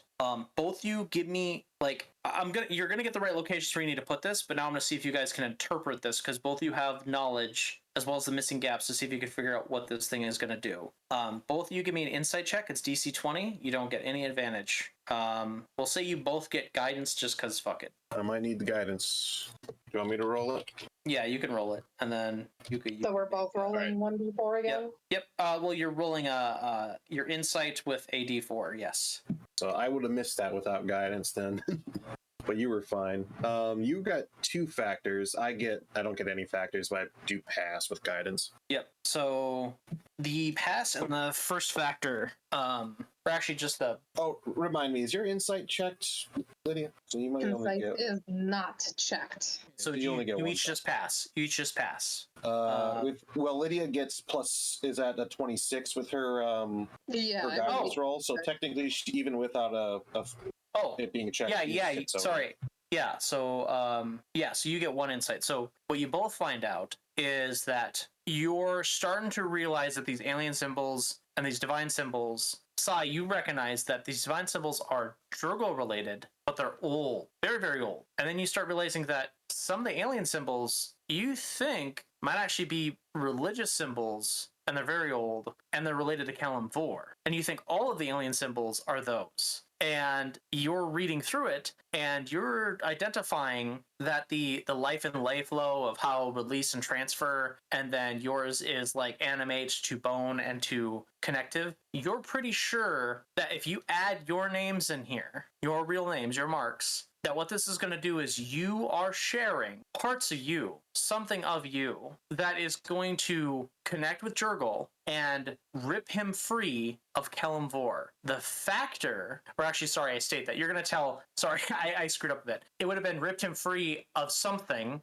The factor that Lydia figures out, or Yuka figures out, is that it's Kalimvor. So how this ends up being is like, Sai, you're putting it all together, like, oh, it's going to rip him free, but of what? And then like, Yuka says something that gives you the insight to realize that those alien symbols are Kalimvor symbols, and then Yuka makes a connection that it's going to rip Jurgle free of Kalimvor, and it's going to require something from both of you. You now know what symbols to put down, where, and what this is going to do. But we don't know what we are exchanging of ourselves for whatever we're doing. Yeah, there's still some aspects of the alien symbols with the Kalimvor religion that are unknown, and they seem to be part. Like I said, there's more in the outer ring, and those seem to be related to what you're giving, but you're not sure what. So then the big game mechanic that you both get up from your investigation, and in like a crappy Telltale game, there's like a choice: draw the symbols or walk away. This is one of those. Yeah, this is one of those times I'd be sitting on that menu for like a half hour thinking about it. Yeah, I had one of those recently with the elders.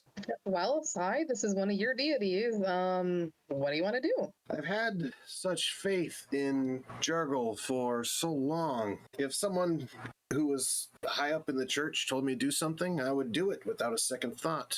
Maybe not without my own reservations. And now it seems Jurgle himself has led me to a place with the intention of having me inscribe my symbol on this circle here. But this is the trifling of the gods, not of mortals. And although it is my symbol that is requested, it is by Jurgle's hand that I am led here. So I guess what I'm saying is, even though it is by my hand that this symbol is carved, it is Jurgle's will that it be done. And then I can be satisfied in that realization. I suppose you probably don't even understand my trepidation. Yeah, no, this was kind of a yes or no question, Sai. I laugh in character.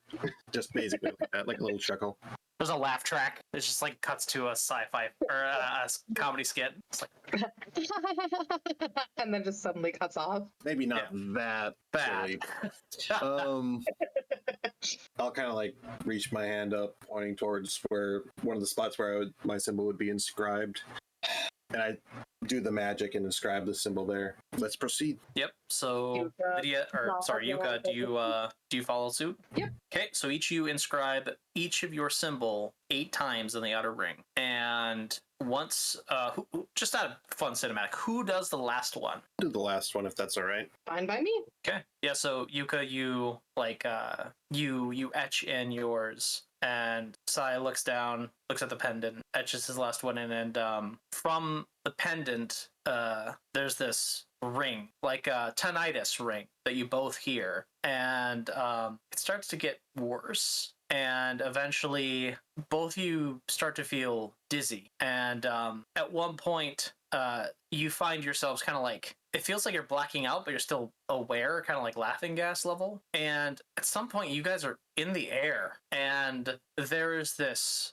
deadening noise as you feel this energetic state happen around both of you. And you see, like, at one point, one of you is like looking, just glances down, you see the circle humming and throbbing. And Sai, at some point, you look down, and there's this kind of almost immense pain that is coursing through both you. So you look over and you see the bone fields like start to rattle and raise and sway like an ocean. And all of a sudden, the bones start to close in and create this wall and this tunnel that goes straight towards the Mullapar and the rift. And for what feels like ever, you see both of you see the portal Mullapar rift combine, and it forms this green hueish portal. And Yuka, you feel your presence fly towards it, and Sai, you're still stuck in the moment. And while you're there, Sai, before we cut to where Yuka is, you can see in the center, like at some point it just appeared, you see the creature, the Jurgle, that you've only seen in the liminal space, the black space, appearing slowly and growing, and you see bone dust and bark from the tree and magical essence flowing in and around, and you can see the fracturing of this thing, this shell, this egg covering it. Yuka, you find yourself in this greenish hewn space. The pain is gone.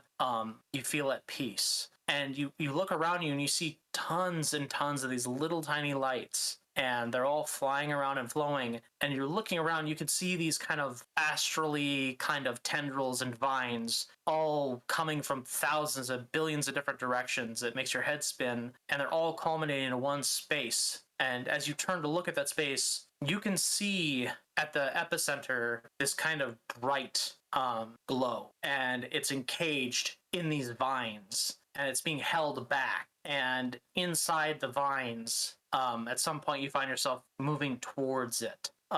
You find within this green space a creature that you've seen before, but it looks different. Its fur is a different color. Its eyes have a different pattern. Its tendrils have almost spikes on the end of it rather than soft feelers. It has these giant spikes that ring in its neck. It looks very similar to Hysra, but different. And it rings out in its thrashing of its cage, and it calls to you and asks, reset. What are you doing here? Your awareness is painful. Do you come to torment me? What was the name that it had given? It said reset to you, like it's calling you reset.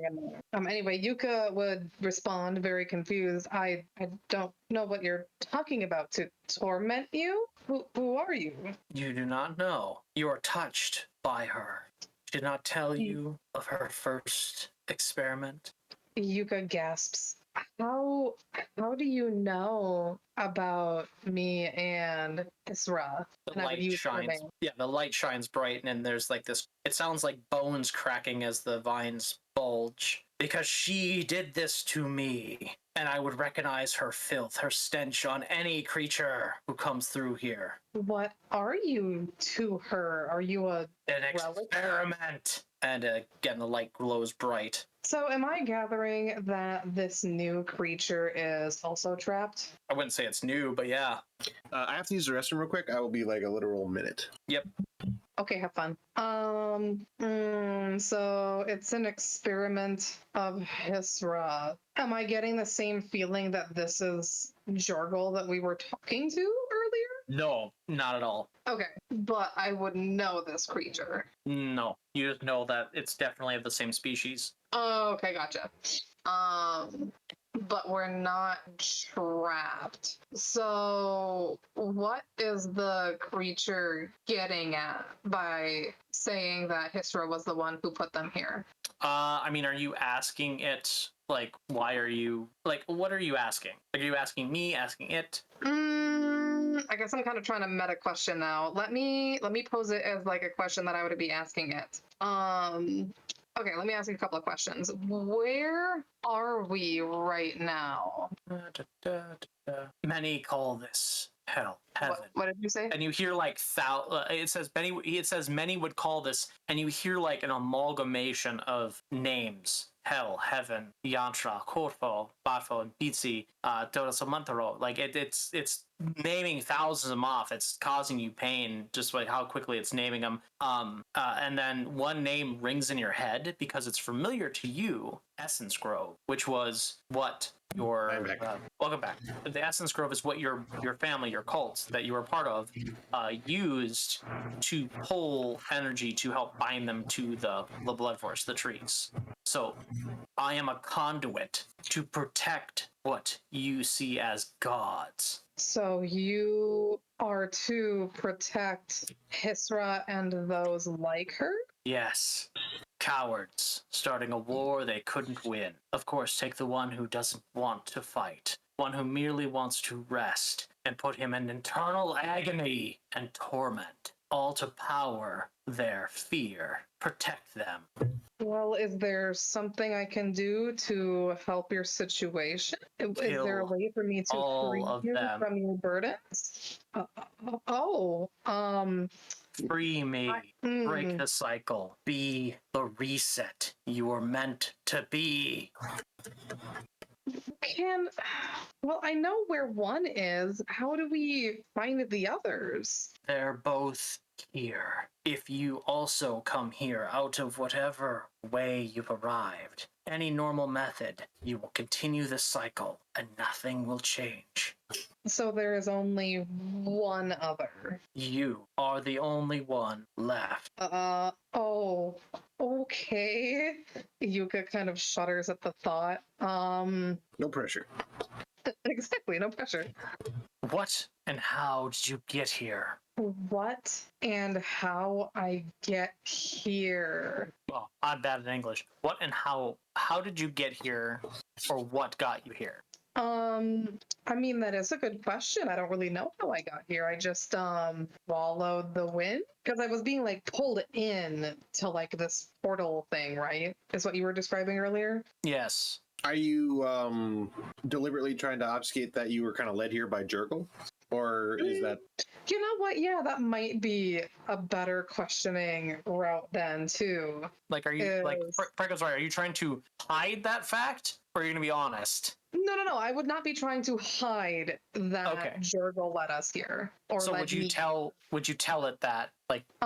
Yes, like I would use my original description that, I was following the winds because that's what I was following originally with my medication. And then it was a being named Jurgle who... You say the name Jurgle, and there's the brightness dims, and it's like fearsome, pain-stricken voice echoes the words freedom. Freedom through Jurgle? Its own creation. Come back to truly show me freedom. You see it like the vines start to open, and you see more of the creature, and out comes a small, like you've seen them. You see billions of these things. They're like these little orb things. They've been flying past you, interacting with you. Like the cinematic scene for this would have been a lot more like before the big reveal of this creature. It would have been like you floating for what was like almost air and water, like these creatures wisping around you. And this one singular one that is a slightly bluer hue instead of the green, and another one falls up behind it. And it says, if its creation wishes to take this route, then so be it. And the creature, as it releases the last blue orb, it starts to scream, and it becomes deafening. These two blue orbs like huddle close to you and won't let go. And it's starting to thrash and scream, and you can hear the like its whips like hitting against the strange ethereal vines. Just to help speed this along, you think you should leave. It's very awkward for you to stay at this party, and you're being asked to leave. Okay. How do I get out of here then? You can float back to the opening. Oh, okay. I will do such. Yeah. So you float back and then you go towards the rift, and the blue orbs are, as you're floating alongside them, one of them is very familiar to you. Can I make some sort of roll to figure out why I find one of the blue orbs? How about Lydia? How about Lydia, the player, gives me a guess? Oh God. Okay, only one of the blue orbs is familiar. One of them is very familiar. One of them is faintly familiar, like you've met them once. Would it be like Forvo? You, as you're flying along, there's this cinematic where it's just a blue orb, right? And you get that familiar feeling. And like before you reach the portal, you look over and you see the mask removed version of Forvo floating next to you. Oh, Yuka immediately sheds a tear. Not necessarily in sadness or in pain, but just kind of the recognition of familiarity of an old friend. Right, and you look to your right, and you see that emaciated gal who was hanging out with her mother before she was murdered by her because of the vine blight. You see the other girl with your namesake. Okay, so Forvo and other Yuka. And yeah, you make your way through the portal. Society, yeah, it's been excruciating pain. It feels like eons. You are at 0 HP, but not, unconscious. And like you see small tears and scars develop on your arms as blood leaches away. You can see in Magicite occasionally that there's like flickering of divine and magic essence basically pouring onto both you and Yuka, and they're flowing into what was Jurgil's body, which now has culminated into this strange looking beast. It's similar to Hystra, but very different. And you see the bone cage that has been culminating you to has been getting tighter and tighter. Like it's almost against your back at this point. Well, both of your backs. But all of a sudden, you just cinematically, we notice like a tear goes down her face. I mean, probably both of you are crying at this point because the pain's so immense, but one particular one that looks out of place for the rest. And then her eyes gain back some sapience. And then all of a sudden, from Yuka, there is this like gasp of air, and from the rift, the Molopar, is this shot light of blue energy that hits Durgal, and all of a sudden, both of you black out. You are stabilized. You're not dying, and at some point, you awake at 1 HP. All spells drained. All special abilities used. Barely holding on by a thread. There were these abilities that I gave all of you at some point, like a special ability kind of let me make the game harder. Those have been removed, and the next time we have a session, we're going to talk about what ends up in their place. But those, I think at Yuka, you could use your bestial slots to cast spells, and Franco, I think yours was like a free animate dead. Yeah, mine was, I think we settled on an ability we called Share Life. I got it right here.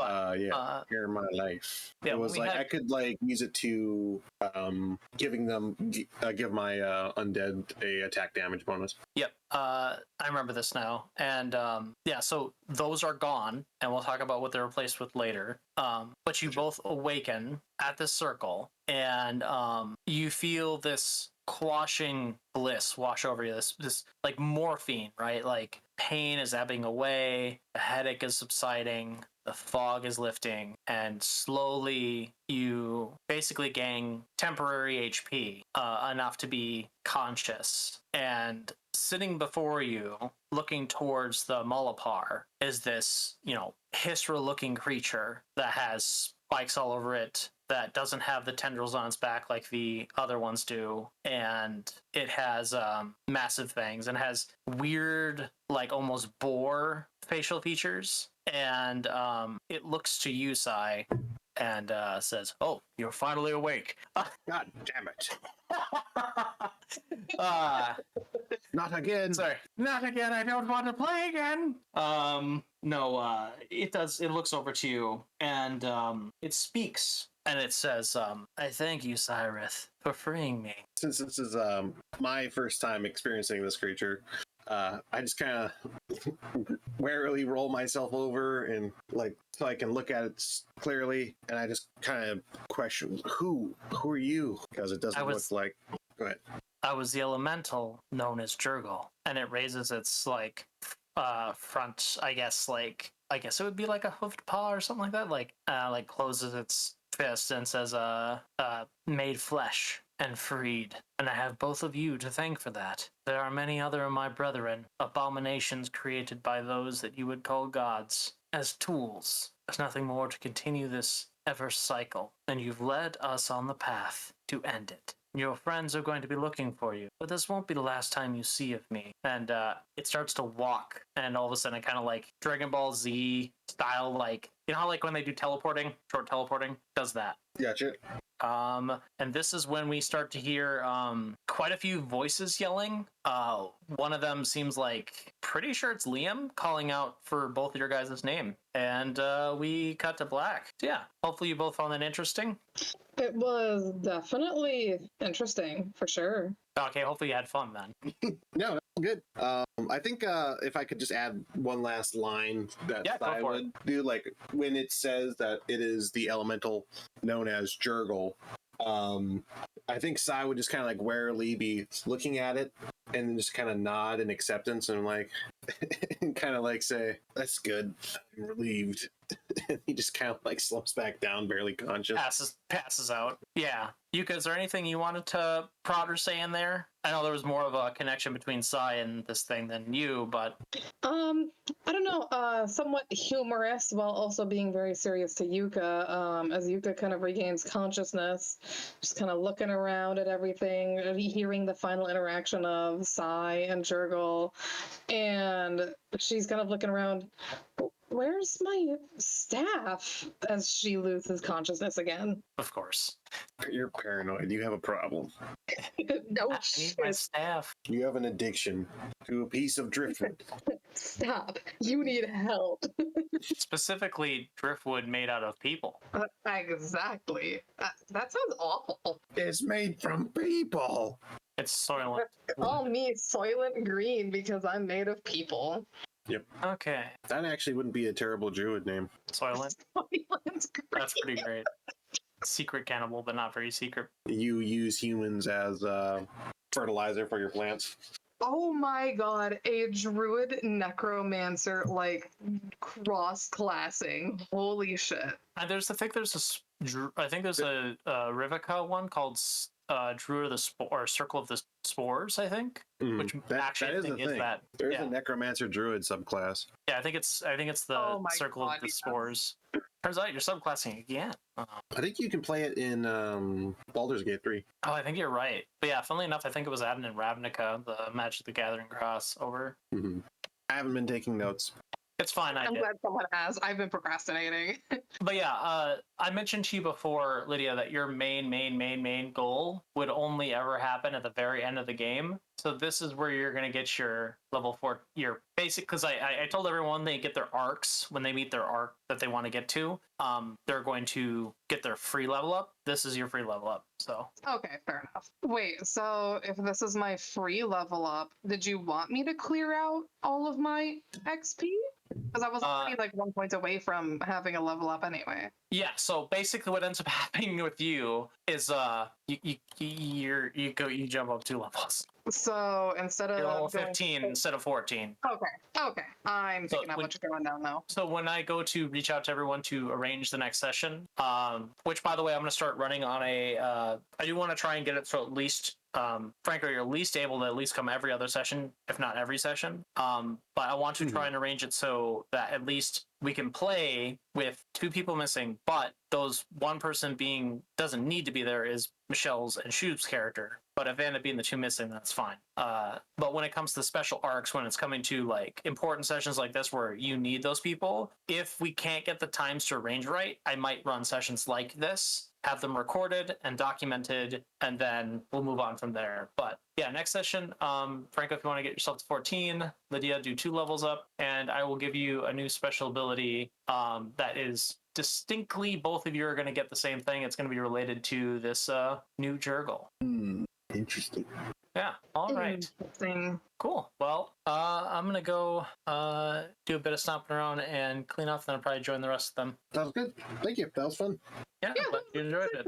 Thank you. Yeah, after Franco for 2 years and after almost a year of not playing, I'm excited to get started and finish this. So Well, I'm glad I was able to, make it work.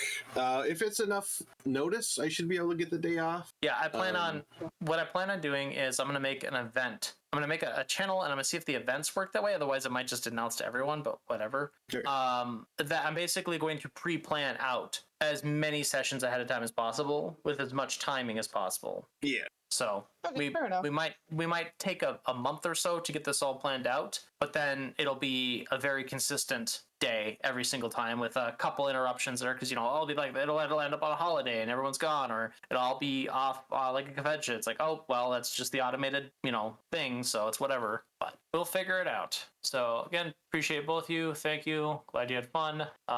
Yeah, I will be in the other channel when I get done freshening up because for some reason every time I GM I sweat like a motherfucker. Yeah, my room, I had to open my windows. I have AC running. This is just a constant problem. Nice. Anyway, talk to you guys in a bit. Be right back. See ya. Assuming, Lydia, you're probably going to go off, so you have a good I was night. gonna say, in all honesty, this is about my bedtime anyway. Right. So, anyway, have a good night, Lydia. See you in a bit, Franco. Good night. Night night. See you, Lydia. Thank you.